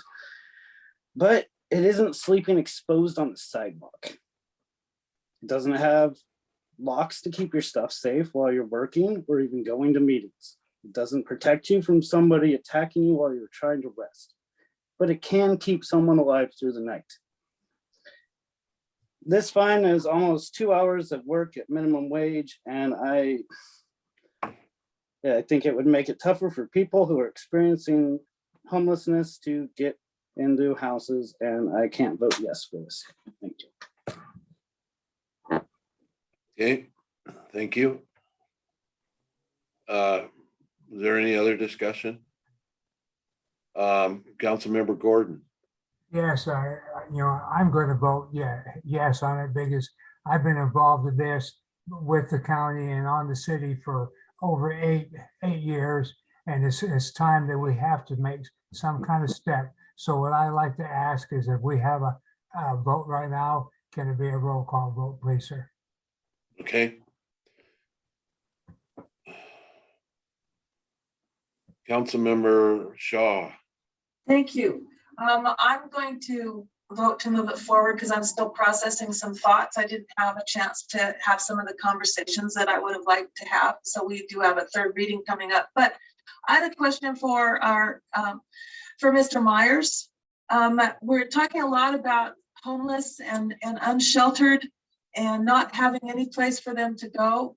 And gosh, in my experience dealing with this issue, our community does a fantastic job of finding shelter for the unsheltered when they are shelterable. What are our options when you have people that are refusing shelter? They don't want, they want the right to camp. Even if we had somewhere, they wouldn't go. What are our options for not allowing that kind of camping? And that's the kind of camping that I think is the most frustrating for our staff and our police and everything. And that's that's I think the underlying issue is the people that are uncooperative that won't let us help them. The Martin versus Boise case dealt with a fact pattern and specifically addressed the availability of shelter, the offering of shelter, not the acceptance of shelter. And you can't force everybody to accept the offer of shelter. And what they said is, if you can't offer it, then it becomes an Eighth Amendment issue. When you have a blanket criminal and no place where it is not a crime. It also said that you can designate areas where it is not a crime and those areas where it is a crime. And that is comes out of a footnote in the Martin versus Boise opinion. So the approach that your ordinance takes is what was to decriminalize it everywhere. And that has led to enforcement problems that Chief Shoemate has described on these categories of places in categories 1, 2, 3, and 5. And so the thought was to say, we will give him the additional tool that it would be a misdemeanor in those areas, but not in the areas which are essentially those reflected on the map and described by subsection 4. So it doesn't trigger liability, or it doesn't make it unconstitutional if people won't accept available shelter. Hope I answered your question. And just to remind everybody, that map that we're dealing with was approved by the judge, I believe. Our approach was blessed by the judge. Thank you. Yeah. Councilmember Ellis. Thank you. So I have a question for Mr. Myers. Since the shelter space that we're looking at getting this year will at best house 33 or thereabouts individuals, then that means if we do pass this ordinance that it really doesn't give the police a useful tool, given that we have so few shelter beds. Is that right? No, I think it does give them a useful tool until all of those beds are filled up.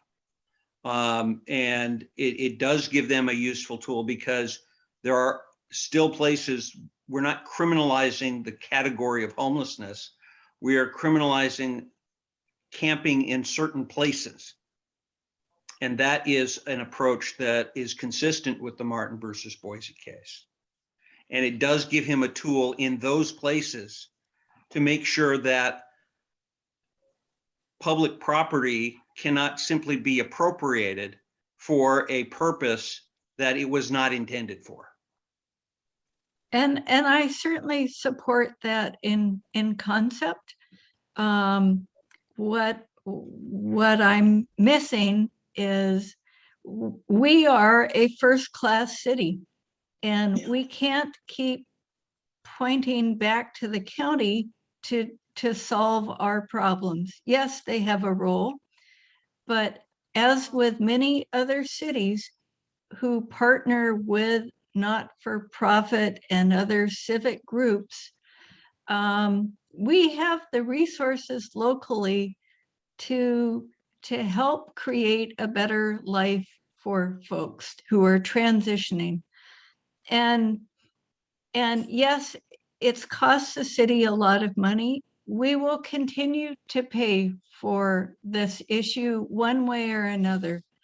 And I would hope that if this does pass tonight, we continue to look for ways that the city can be supportive of the homeless community in a way that allows for them to have some stability and support and safety, so that they can wait out the sometimes 200 to 300 days it takes to rise on that list for housing, to be able to get off the streets.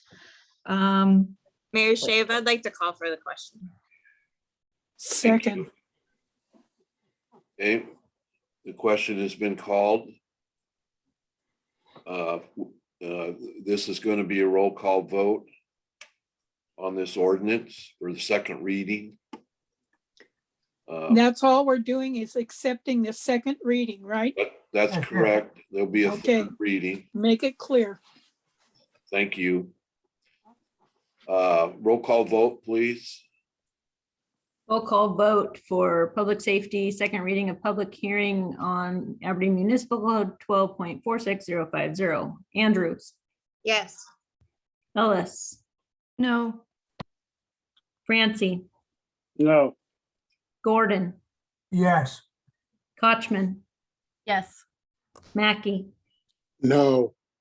Meskis, No. Rich Rod, No.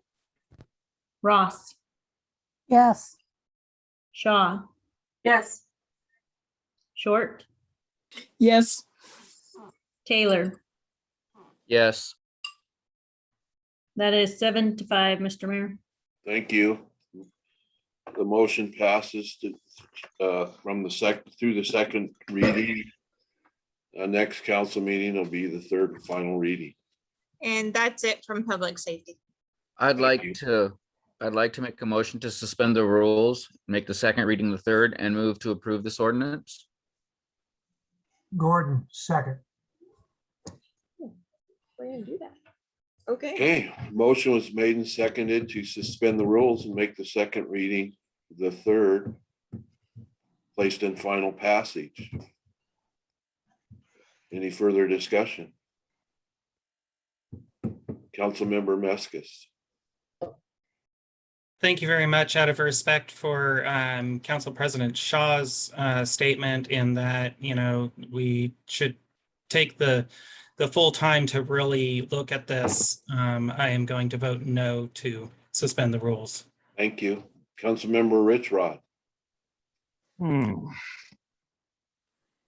Well, I wanted to ask Mr. Myers, do I misunderstand when you say that there is not a $25 fee or penalty or whatever the term might be associated with this? That's correct. The $25 civil infraction is already in your existing code, and this ordinance does not change that, nor does it change when that $25 infraction can be enforced. I see. Well, the other thing that still hangs is we criminalize or make it illegal for people to camp or sleep in certain areas, but all of the areas that we designate, I have not seen the map. I don't have a copy of the map. But it sounds to me like there's a lot of doorways and sidewalks that are available. That's what I'm hearing. But if the alternatives where they can bed down are not suitable either, then that's considered by that's considered unavailable. And so I'm not gonna force this on anybody. This is not well thought out. We need to, as Council Member Shaw said, we need to dig into this farther. Thank you. Any other discussion? Councilmember Ross. I agree we need to wait because clearly there's a lot of misunderstanding. But as Councilmember Shaw mentioned, this whole ordinance was a result of the lawsuit and it was approved by the judge, and that's why it was written the way it was written, because that's what the judge required. So, but anyway, I'm not in support of making this a third reading tonight. Councilmember Shaw. Thank you, Mayor. Just real quickly, I just, in terms of our practice and how we govern ourselves, council, usually it's our practice to suspend the rules and consider the second, the third, when there is no public comment, no opposition, or the only other times we do it is if there is an urgency. And I don't see either of those conditions here tonight. Councilmember Ellis. thank you. I would also hope that with the likelihood that this does pass, that by waiting until the third reading, we are at least giving the homeless community a heads up that, hey, this is coming, and a little bit of time to start looking for options other than making this enforceable like tomorrow.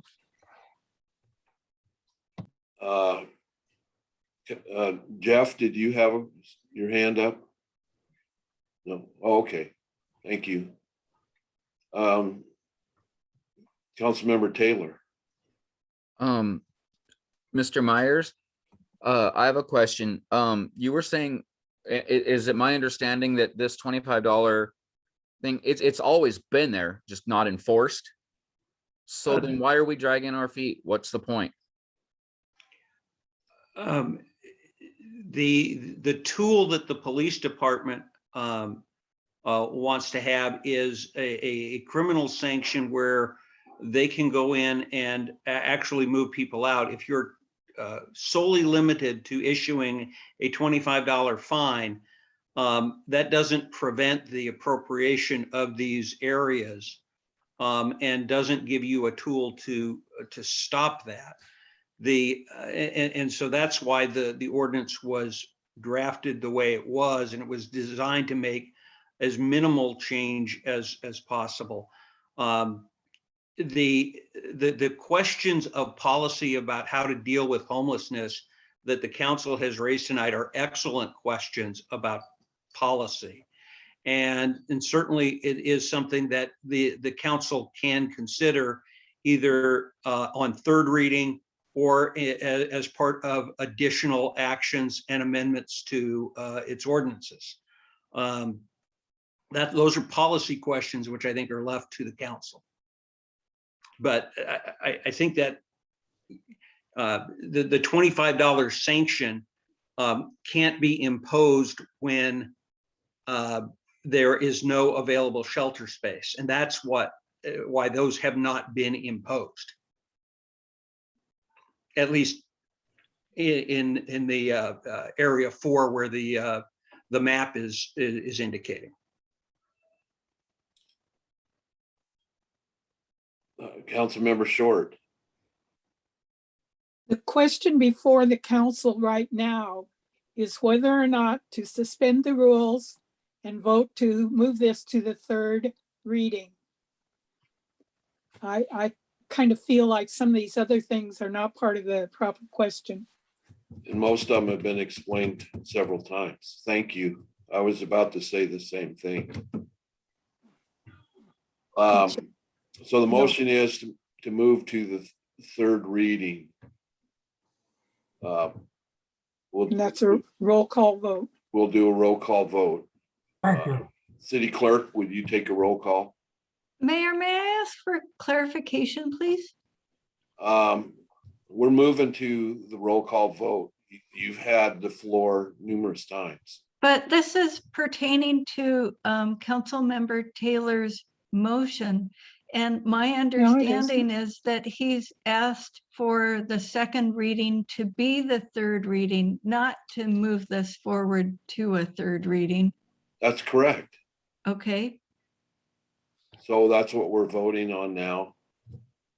To move this forward to the third, to make the second the third and placed on final passage.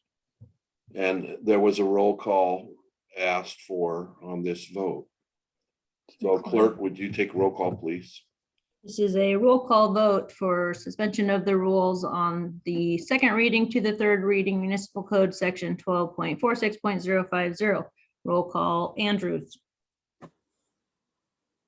Just for clarification, it's a roll call because this is sending it to the ordinance. So we always do a roll call for third. I'm just saying, that's just a point of order. But anyway, yes. Thank you. Ellis. No. Francie. No. Gordon. Yes. Kochman. Yes. Mackey. No. Meskis. No. Rich Rod. No. Ross. No. Shaw.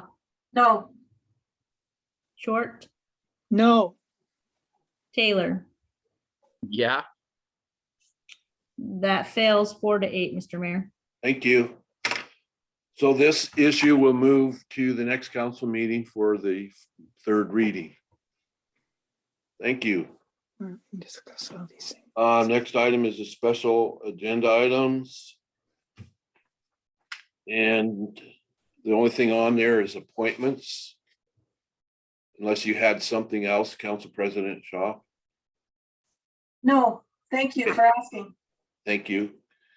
Okay, under appointments, I would like to appoint Jackie Elsos and Lisa Blanchard to the Lodging Tax Advisory Committee with terms that expire 12/31/21.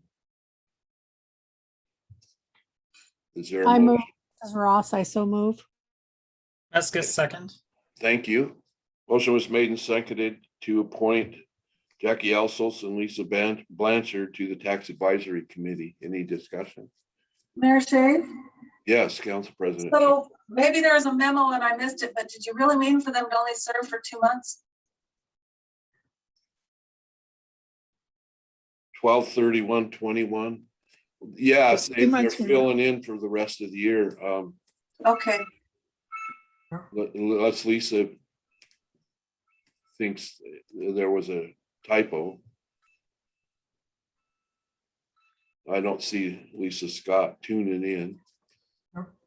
So, okay, that's fine. I just wanted to check. thank you. Any other discussion? Wait, that is me. It's Stacy, not me. Sorry. Oh, lodging tax. Yeah, absolutely. And Stacy's not here. She called in sick. Any other discussion? Seeing none, all in favor of the appointees, say aye. Aye. Aye. Any opposed?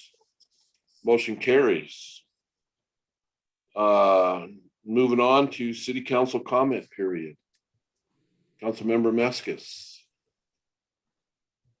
Thank you very much. Not too much to talk about today, but what I would like to do is make a motion to have the public comment that was skipped over from Fox Rising read into public comment. Andrew, second.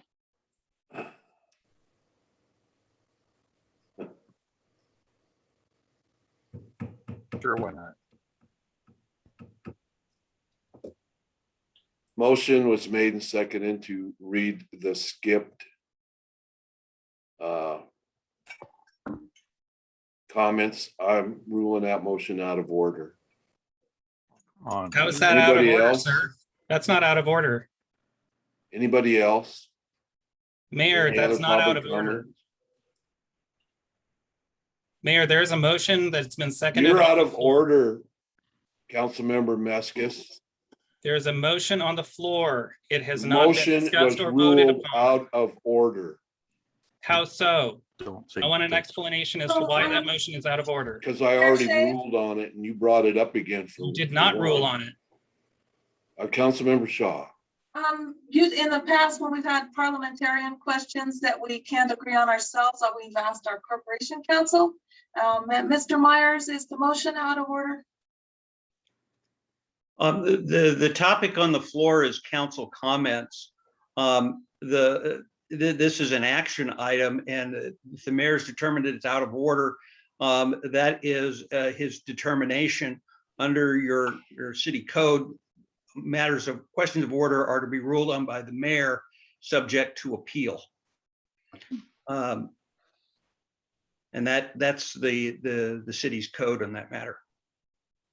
So I would like to make an appeal on the mayor's motion that it's out of order. Have we ever done that? Do we know how to do it? No. Well, I'm in uncharted territory here. Never been done. That's okay. What we did just this- did during you did this public a couple- comment has never been done. No, you did this a couple meetings ago, actually. But we voted as a council to do it. We did not vote as a council to skip that comment. And the appeal requires a second. Andrew, second. Now you have an appeal that should be voted on by the full council. Okay, all in which would favor? appeal the decision, right? This would appeal the mayor's decision that the motion was out of order. All in favor of hearing this over again, say aye. Aye. Aye. Aye. Aye. Any opposed? Opposed? Nay. Nay. Motion carries. City Clerk, will you read the left out message?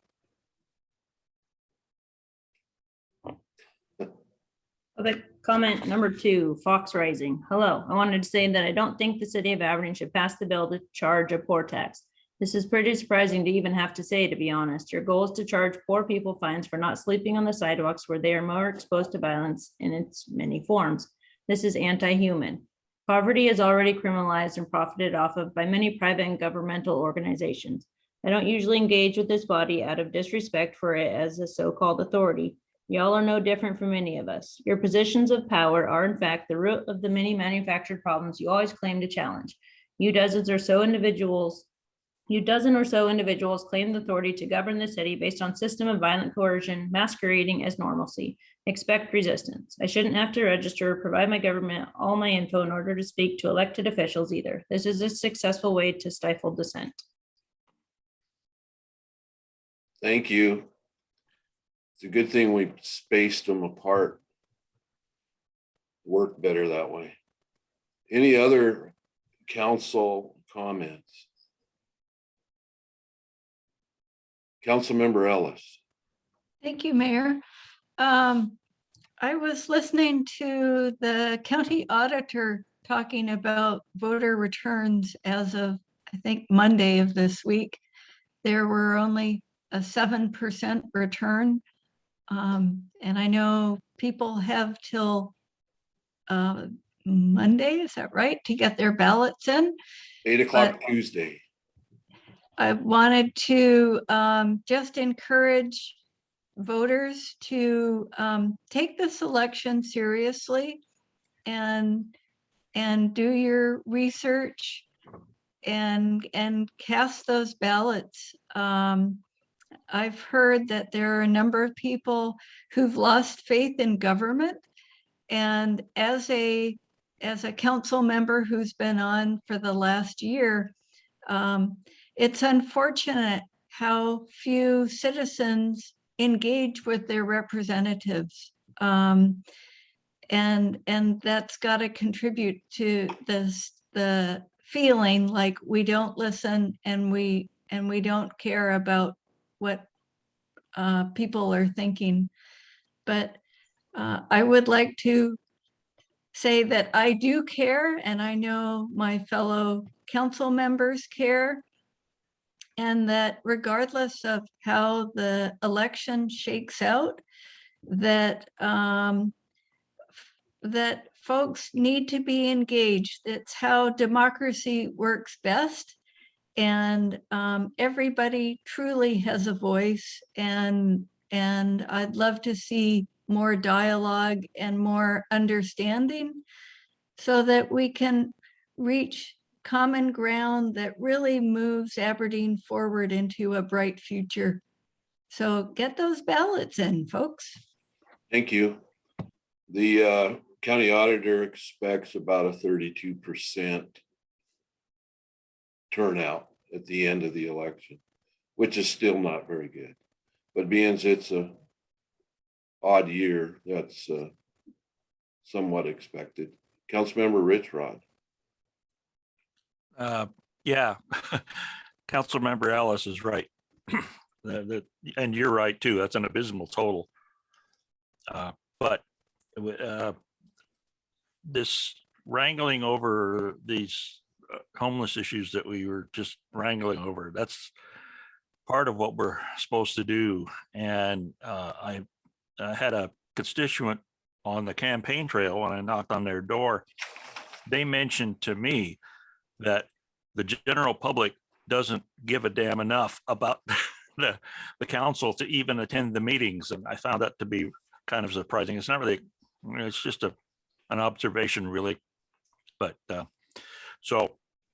I I'm going to pass it back to whoever else wants to speak. Anyone else? Seeing none, Debbie? I move we adjourn. Motion Second. was made and seconded to adjourn. If there's no objection, we are adjourned.